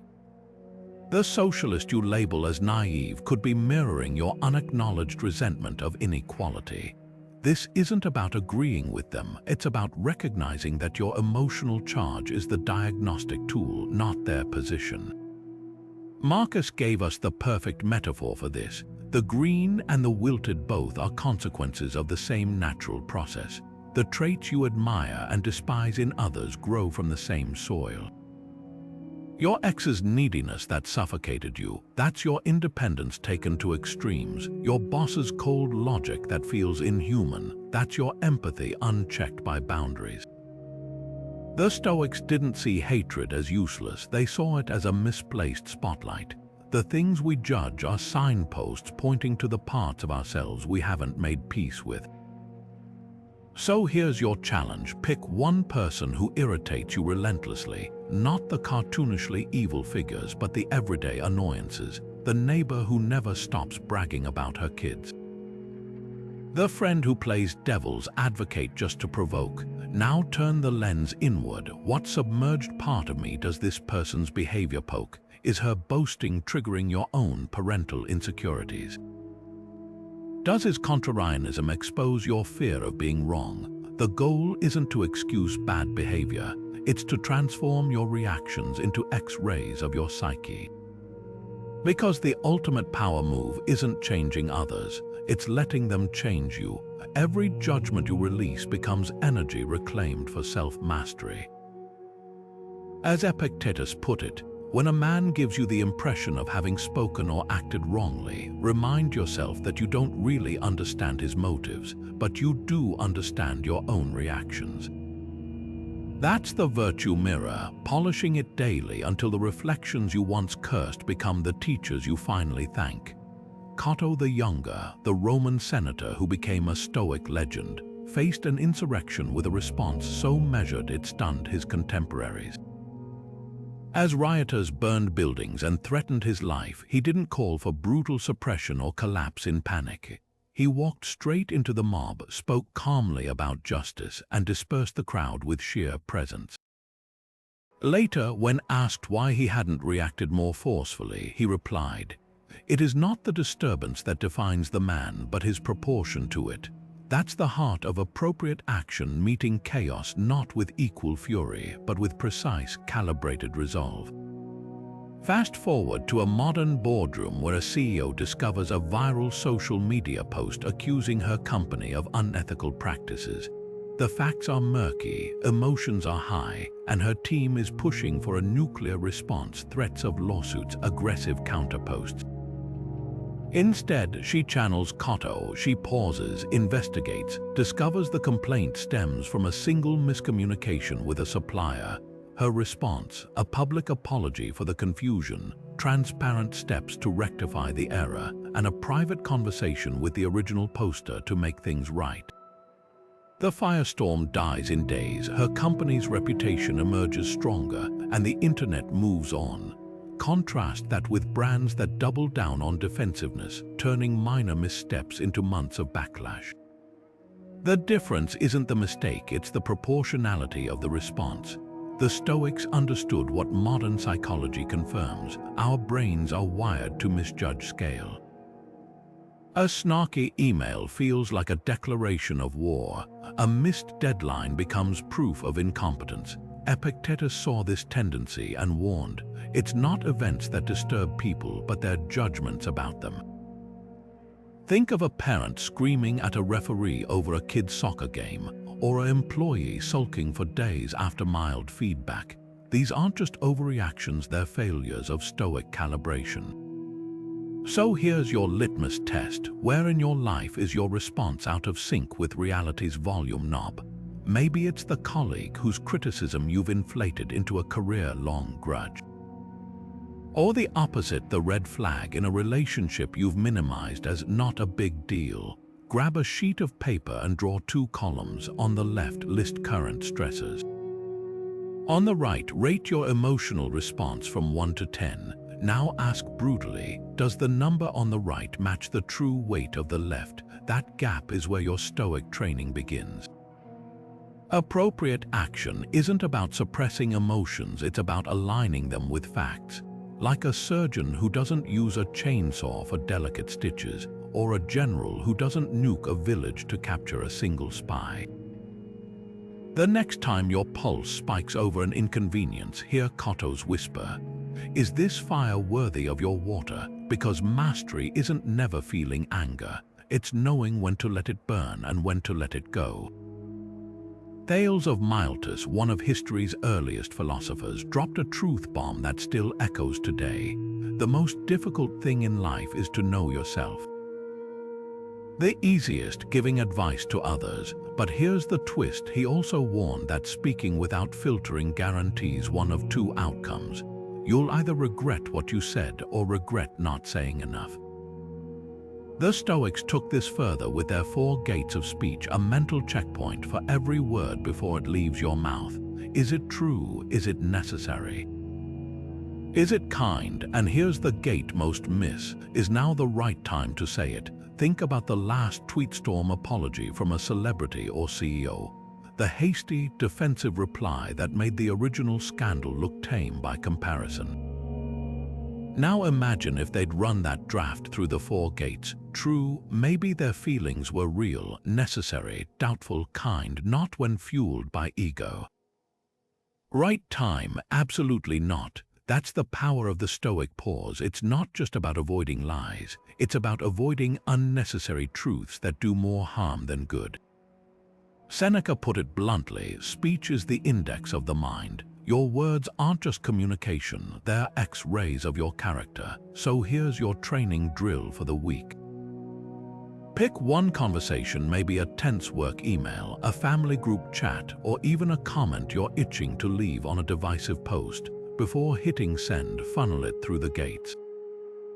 True, are you exaggerating or assuming? Necessary, will this add value or just vent? Kind, would you say it this way to a grieving friend? Timing, is this the hour to plant a bomb or build a bridge? A journalist I know keeps these questions taped to her monitor. Last month, she drafted a scorching reply to a source who misquoted her. After sitting with the gates overnight, she sent this instead. I think there was a misunderstanding, let's clarify over coffee. The result, a retraction and a future ally. The Stoics knew something modern neuroscience confirms. Language doesn't just express thoughts, it shapes them. Every time you filter through the 4 gates, you're not just polishing your speech, you're upgrading your thinking, because the words you don't say are often the ones that save you. Imagine standing in front of a painting you've poured your soul into, only to hear a stranger scoff. My kid could have done that. Your stomach drops, heat floods your face.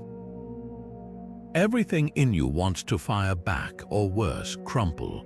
But what if that dismissive comment held a hidden key to your next masterpiece? Marcus Aurelius, the philosopher king who faced betrayal and war, wrote, "The obstacle in the path becomes the path.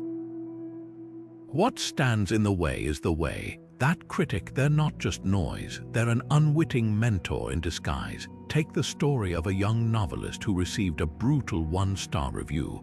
The dialogue feels like robots reciting the weather. Devastated at first, she pinned that note above her desk. months later, while rewriting, she spotted wooden exchanges she'd missed before. That harsh critique became her compass, not because it was kind, but because it was true. Her next book, a national bestseller praised for its crackling, authentic conversations. The lesson: resistance isn't always the enemy, sometimes it's the whetstone sharpening your edge. Here's where most people get stuck. They conflate feedback with failure. A chef whose fusion dish gets called confused can either rage at the diner's palate or ask, is there a core technique I've neglected? A startup founder hearing, this solves a problem no one has, can dismiss the skeptic or probe, have I communicated the need clearly enough? The Stoics called this prosach the discipline of attention. Every critique, even the poorly delivered ones, contains a signal if you're willing to tune out the static. Think of a teacher who changed your trajectory, not with praise, but with tough love. Maybe it was the coach who benched you until your footwork improved, or the editor who scribbled cliché, dig deeper, in red ink across your draft. Their gift wasn't comfort, it was friction. Like Michelangelo chiseling marble, they saw the masterpiece buried beneath your rough edges. Your challenge today: dig up one piece of criticism that still stings. Not the trolling or the petty digs, the one that lingers because somewhere deep down you suspect it's right. Now, separate the delivery from the data. What if that remark isn't an indictment but an invitation? The angriest Yelp review might reveal your restaurant's weak dish. The snide comment about your presentation skills could spotlight a blind spot.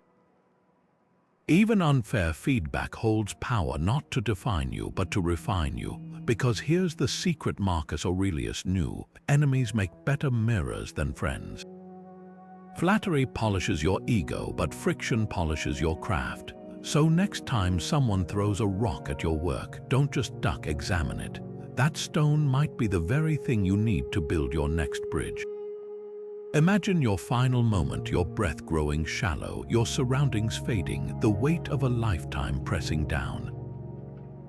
What surfaces in those last seconds? The meeting you missed, the promotion you didn't get, or the conversations you put off, the love you withheld, the risks you avoided. Seneca, the Stoic sage who watched Rome burn with decadence, framed life with chilling clarity. The whole of life is nothing more than a dying. He didn't mean this morbidly. He meant it as a whetstone to sharpen priorities. A palliative care nurse who spent decades at deathbeds compiled the most common regrets she heard. I wish I'd lived true to myself, not others' expectations. I wish I hadn't worked so hard. I wish I'd let myself be happier. Notice the pattern, not a single regret about failing to hustle more, please more, or acquire more. Only the unbearable lightness of what could have been if only they'd asked sooner. Will this matter at my last breath? This is the deathbed test, a mental time machine that catapults you forward to your final hours, then forces you to look backward. It's not about morbid fixation, it's about clarity. Picture a high-powered attorney on his deathbed, surrounded by trophies of success, corner office, luxury cars, a name on the firm's letterhead. But when his granddaughter asks, "What are you proudest of?" his answer isn't the cases he won. It's the afternoon he played hooky from work to teach her to ride a bike. That's the paradox the Stoics uncovered. We spend our days climbing ladders, only to realize too late they were leaning against the wrong walls. Here's where modern hustle culture betrays us. It glorifies the grind, the sleepless nights, the no days off mentality, as if exhaustion were a badge of honor. But the deathbed test flips this script.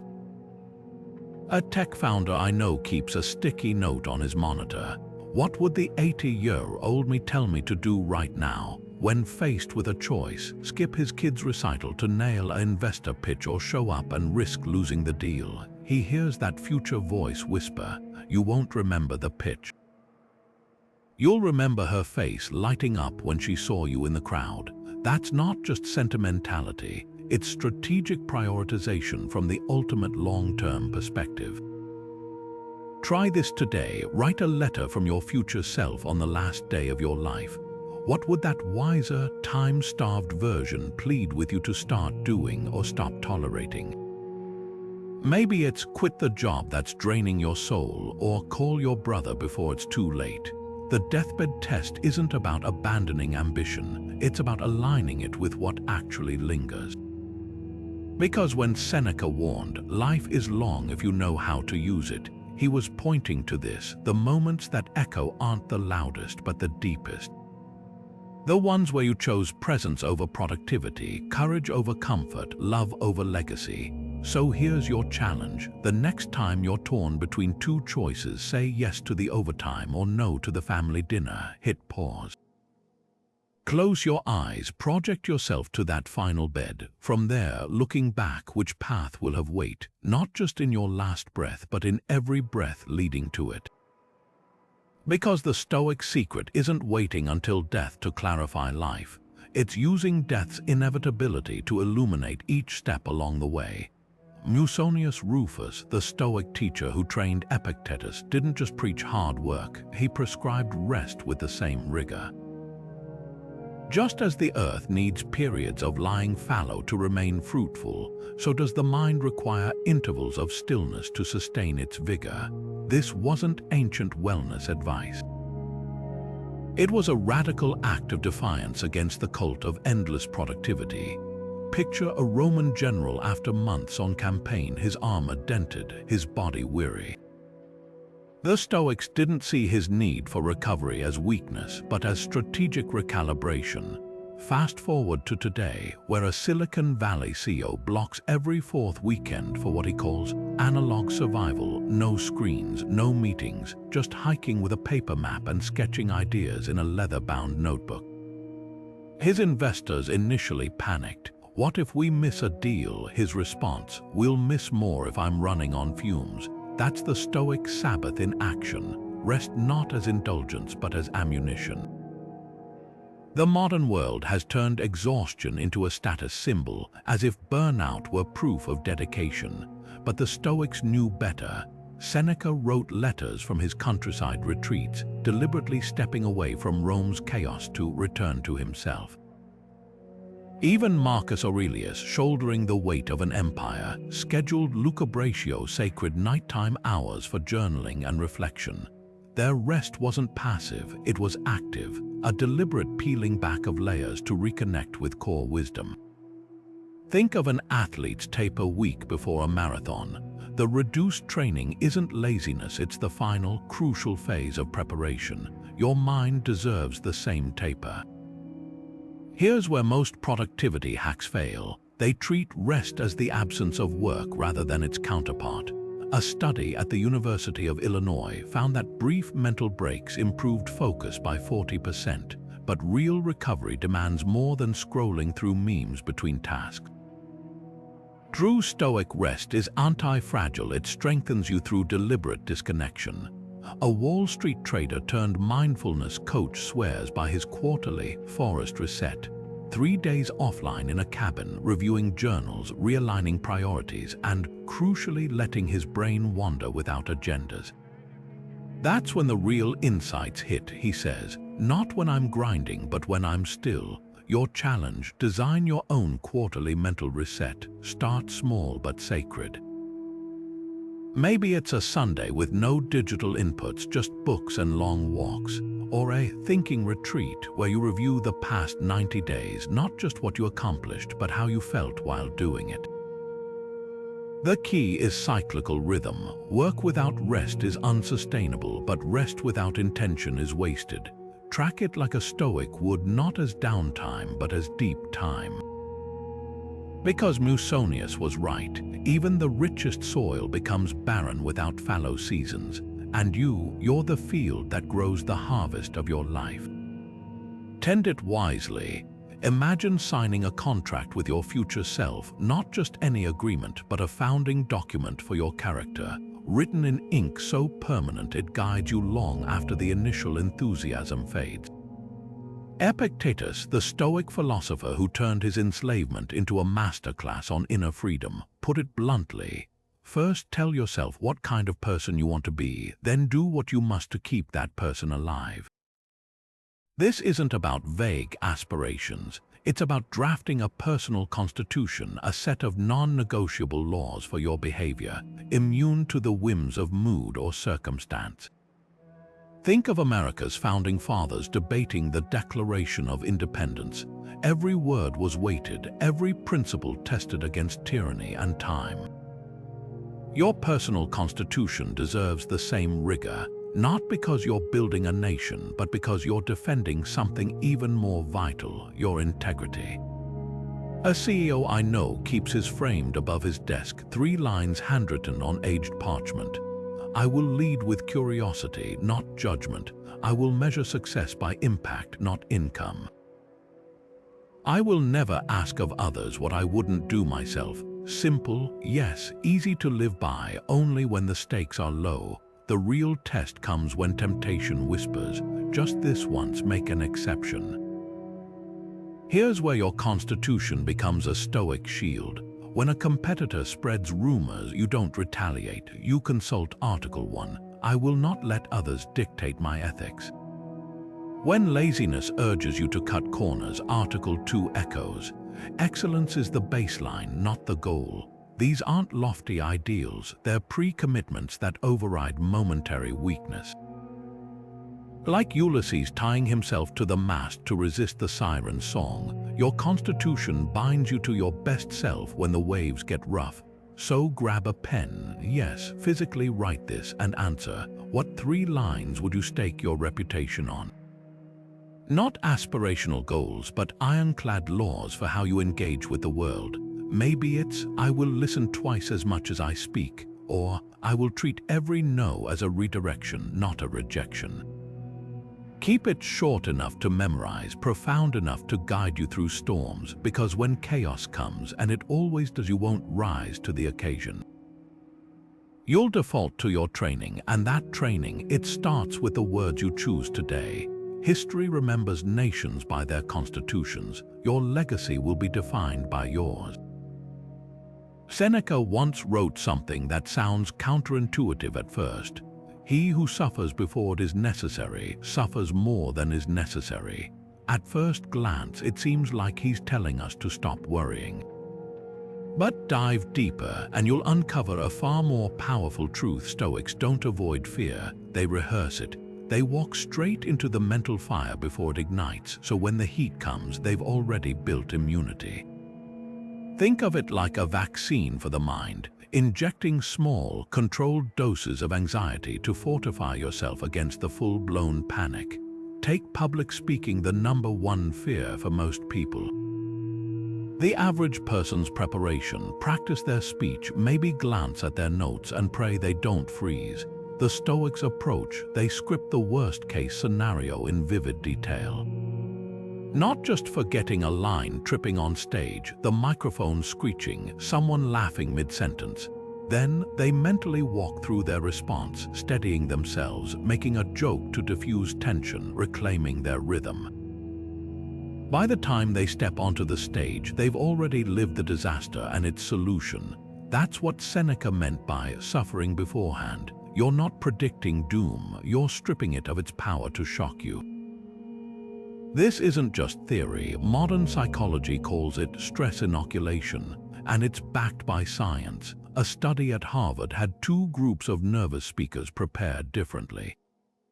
One group visualized a flawless performance, the other rehearsed every possible mishap: hecklers, tech failures, their own voice cracking. Guess which group handled real setbacks better? The worst-case scripters weren't just comma. Their speeches were rated as more compelling because they weren't draining energy fighting surprise. So here's the challenge lurking in this guideline. Pick one fear you've been avoiding, not the vague public speaking or failure, but something concrete. A tough conversation with your boss, the moment your startup pitch gets grilled, even something as mundane as asking for a reef, and when you hate confrontation. Now close your eyes and play it out like a movie. Don't just skim the surface, linger on the details, the stammer in your voice, the heat in your cheeks. The silence after you've spoken, then rewrite the script. How would your calmest, most resilient self respond? Maybe it's taking a breath and saying, "Let me rephrase that," or laughing off a stumble with, "Guess I'm human after all." The magic isn't in avoiding the stumble, it's in knowing you'll rise even if you do. That's the Stoic edge, because when you've already stood in the fire mentally, the real heat can't burn you. Marcus Aurelius once imagined standing on a hill overlooking civilization, watching generations rise and fall like waves. From that vantage point, he wrote, "How tiny the accomplishments of even the most celebrated lives appear." That's the essence of the infinite game, the recognition that most of what we chase are finite wins in a contest with no finish line. Finite goals have clear endpoints: hitting a revenue target, landing a promotion, winning an award. Infinite goals, they're the why behind the what, building a legacy, fostering resilience, advancing human potential. The difference isn't just semantic, it's strategic.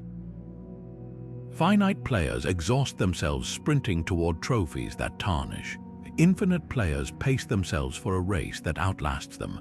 Consider the century-old companies still thriving today, places like Ford, IBM, or the Japanese sake brewery Sudo Honk, operating since 1141.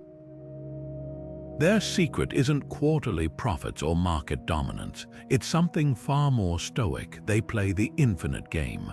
When Ford survived the 2008 financial crisis, it wasn't by obsessing over stock prices. It was by doubling down on its infinite goal, making mobility accessible. While competitors slashed R&D to appease shareholders, Ford quietly invested in electric vehicles. A decade later, that bet positioned them as leaders in the Green Revolution. Finite players panic when rules change. Infinite players rewrite them. This mindset shift is personal too. A teacher who views education as a finite game focuses on test scores and curriculum checklists.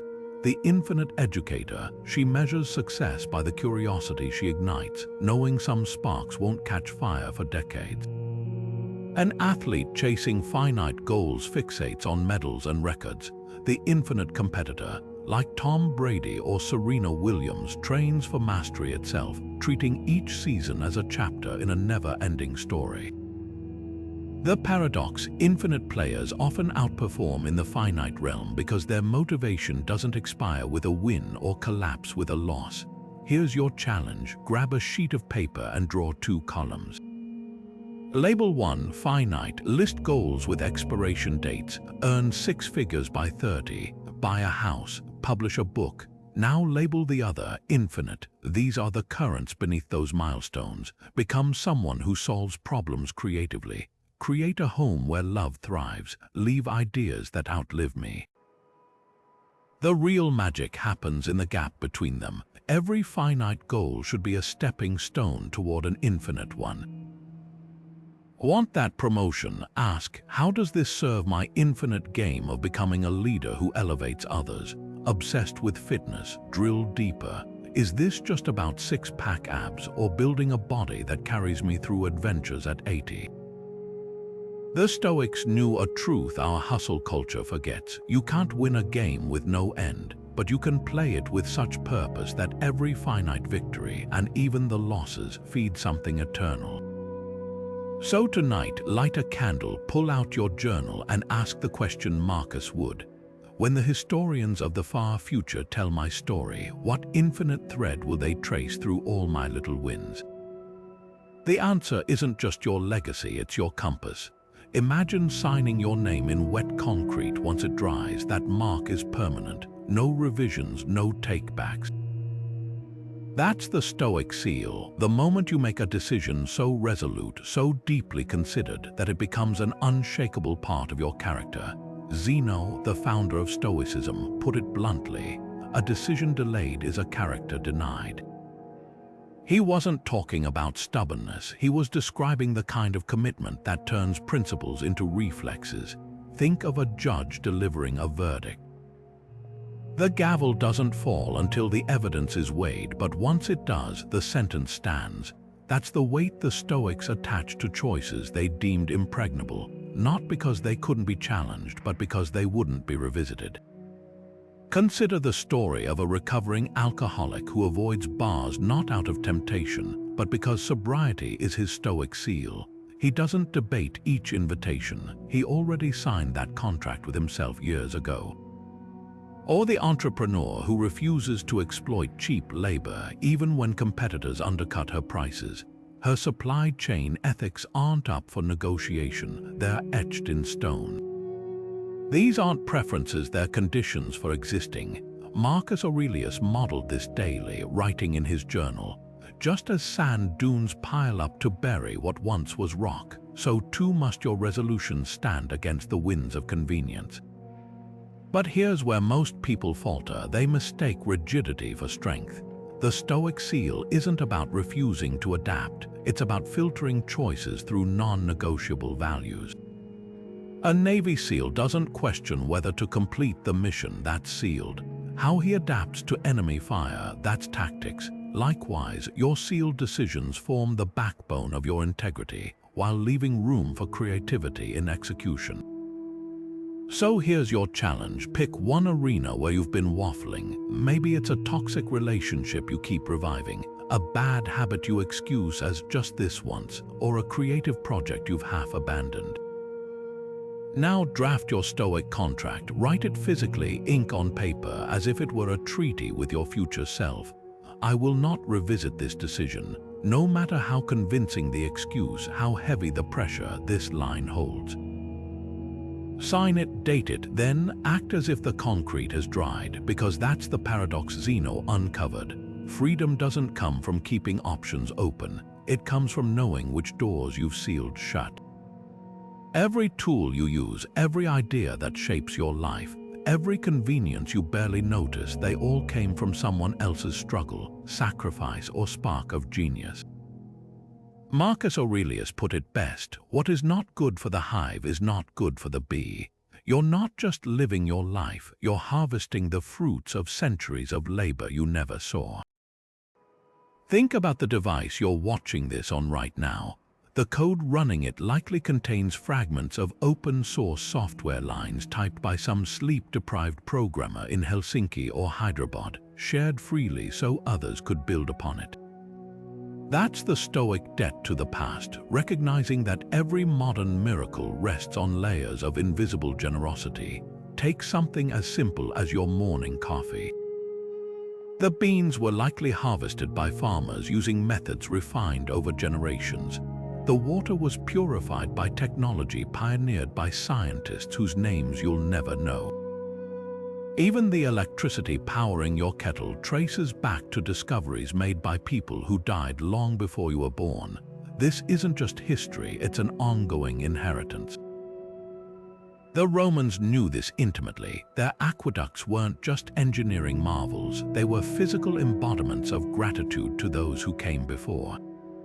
Seneca wrote letters thanking his teachers decades after their deaths, not because they could hear him, but because remembering the debt cultivated humility in him. Here's the modern tragedy. We've turned progress into something expected rather than extraordinary. We scroll through smartphones packed with technology that would have been witchcraft a century ago, and our dominant emotion isn't awe. It's impatience when the screen takes 2 seconds to load. The Stoics would call this spiritual amnesia. When Marcus Aurelius wrote, "Stand like a rock that the waves keep crashing over," he wasn't just talking about resilience, he was acknowledging that even that rock was shaped by millennia of tides. So here's your challenge today. Pick one ordinary object in your home and trace its lineage. That cast iron skillet, thank the medieval blacksmiths who perfected ironwork. The painkiller in your cabinet, honor the researchers who tested it on themselves when ethics committees didn't exist. Even the language you're speaking now was shaped by poets, scribes, and rebels who preserved it through wars and upheavals. Gratitude to the past isn't about nostalgia, it's about realizing you're part of a chain. Every time you build on what came before rather than starting from scratch, you're paying that debt forward.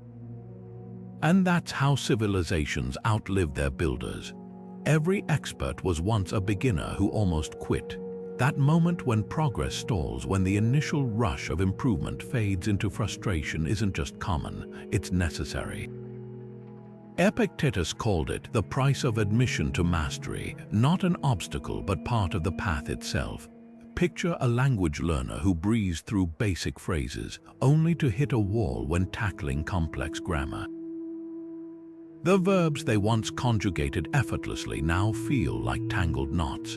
This isn't failure, it's the brain rewiring itself at a deeper level, consolidating scattered knowledge into something more durable. Studies of skill acquisition show this pattern repeatedly. Rapid early gains, followed by a plateau that separates casual dabblers from true practitioners. The dip isn't a sign you're doing it wrong, it's proof you're doing it right. Take the story of a violinist practicing a challenging concerto. For weeks, her fingers stumble over the same passage. Then one morning, her hands move with unfamiliar precision. What changed? Not the hours of practice, but the kind of struggle within them. Early on, progress is linear. Each hour of practice yields visible results. But true mastery operates on a curve. The dip is where your brain shifts from memorizing patterns to internalizing principles. It's the difference between reciting recipes and understanding the chemistry of cooking. That's why the most dangerous mistake isn't hitting the plateau, it's mislabeling it as a dead end. So where does this illusion come from? Modern culture worships instant results, language apps promising fluency in 30 days, fitness programs guaranteeing six-pack abs in 12 weeks. These aren't just unrealistic, they're sabotage. They train us to interpret the natural slowdown as personal deficiency. A chess master once told me, "You don't get better during tournaments. You get better during the months of study where nothing seems to click." That's the paradox Epictetus hinted at. Growth often feels like stagnation because the most important changes are invisible. Like trees in winter, roots digging deeper while the branches appear barren. Here's your challenge. Think of one skill you've discounted because progress slowed. Maybe it's the workout routine that stopped yielding visible gains, the coding language that felt overwhelming after the basics, or even a relationship that moved past the honeymoon phase into harder, richer territory. Now ask, what if this dip isn't the end of growth, but the start of a different kind? The plateau isn't your enemy, it's your teacher and the lesson. Mastery isn't about constant ascent. It's about learning to trust the process even when the summit disappears from view. Because on the other side of that frustration is a version of yourself who no longer struggles with what once felt impossible. That's not just progress, that's transformation. Imagine tonight's final thought before sleep as the last seed you plant in the fertile soil of your subconscious. Seneca saw this twilight moment with startling clarity. What sleep takes with it, it keeps what you were thinking as you drifted off shapes the man who wakes. He wasn't speaking metaphorically. Modern neuroscience confirms that the thoughts we linger on before sleep subtly rewire our neural pathways. A Harvard study on dream incubation had participants focus on a specific problem before bed. 60% reported dreams that offered unexpected solutions, their sleeping minds continuing the work their waking brains had seeded. That's the hidden power of bedtime mental hygiene. You're not just ending your day, you're programming your tomorrow. Think of your mind like a theater stage at night. Leave it cluttered with the day's unresolved arguments and anxieties, and those actors will keep rehearsing all night. But clear the stage deliberately, setting one intentional spotlight on what matters, and your subconscious will choreograph new possibilities. A surgeon I know spends his last waking minutes visualizing tomorrow's surgeries in vivid detail, not to stress over technique but to imprint a mental blueprint. When I walk into the OR, he says, it feels like déjà vu. My hands know the moves before my mind cues them. That's dream incubation in action, the mind rehearsing excellence while the body rests. Yet most people treat bedtime thoughts like radio static, half-heard background noise of to-do lists and trivial irritations. They scroll through outrage-filled news feeds until their eyelids droop, then wonder why they wake feeling frayed. Contrast that with a kindergarten teacher who ends each day by mentally replaying one child's breakthrough, a shy student finally raising their hand, or a tangled shoelace mastered.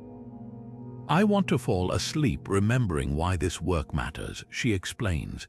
Her nights aren't just rest, they're reinforcement of purpose. So here's your challenge tonight. When the lights go out, resist the autopilot replay of grievances and tasks. Instead, plant one deliberate thought like a time capsule for your future self. It could be as simple as "Tomorrow, I'll listen more than I speak," or as specific as "I'll approach that difficult conversation with curiosity, not defensiveness." Even questions work wonders. How might I solve this problem if creativity weren't a limit? Letting your sleeping mind pick up the thread. This isn't wishful thinking, it's cognitive farming. You're not just hoping for growth, you're tilling the soil it will grow from. Because here's the secret Seneca understood: the thoughts you cultivate in twilight don't just vanish with dawn. They're the quiet architects of your waking actions, the invisible hands shaping the tools you'll reach for when daylight comes. So tonight, before sleep pulls you under, ask yourself, what thought is worthy of building tomorrow? Then plant it deep and let the night do its work. After walking through these 44 Stoic guidelines for self-transformation, you might feel like you're holding a toolbox, but which tools matter most? Let's condense them into 3 foundational principles that tie everything together. First, control. The relentless focus on distinguishing what's yours to command your judgments, actions, and values from what isn't external outcomes, others' opinions, chaos. Second, perspective. The daily practice of zooming out, whether through the view from above, premeditation of adversity, or gratitude for borrowed time, to see obstacles in their true proportion. And third, action. The commitment to embodying your philosophy through small, deliberate choices, because wisdom without application is just decoration. Epictetus, in a lesser-known fragment from his lost writings, put it bluntly: practice isn't what you do once you've mastered something. Practice is what you do so mastery becomes inevitable. That's the thread weaving through all 44 guidelines, not one-time fixes, but daily repetitions until these principles become reflexive. The athlete doesn't train only on game day, she conditions her muscles every morning. The Stoic doesn't wait for crisis to test their resilience. They forge it in the quiet moments, holding their tongue in a pointless argument, reframing a delay as extra preparation time, or choosing the harder right over the easier wrong. Here's where theory meets your life. Instead of drowning in all 44 at once, pick one guideline to test drive for the next 7 days. Maybe it's the evening journal audit Seneca swore by, or the morning negative visualization Marcus Aurelius used to disarm stress. It could be as simple as applying the reserve clause, "I'll pursue this goal, if nothing prevents," to a project you've been white-knuckling. The key: observe how this single practice shifts your mindset, your reactions, even your energy. So which guideline will you try first? Drop it in the comments below. Not because accountability magically works, but because declaring it makes the choice real. And remember, Rome wasn't built in a day, but every brick laid was a decision. Your transformation starts with the same one Stoic brick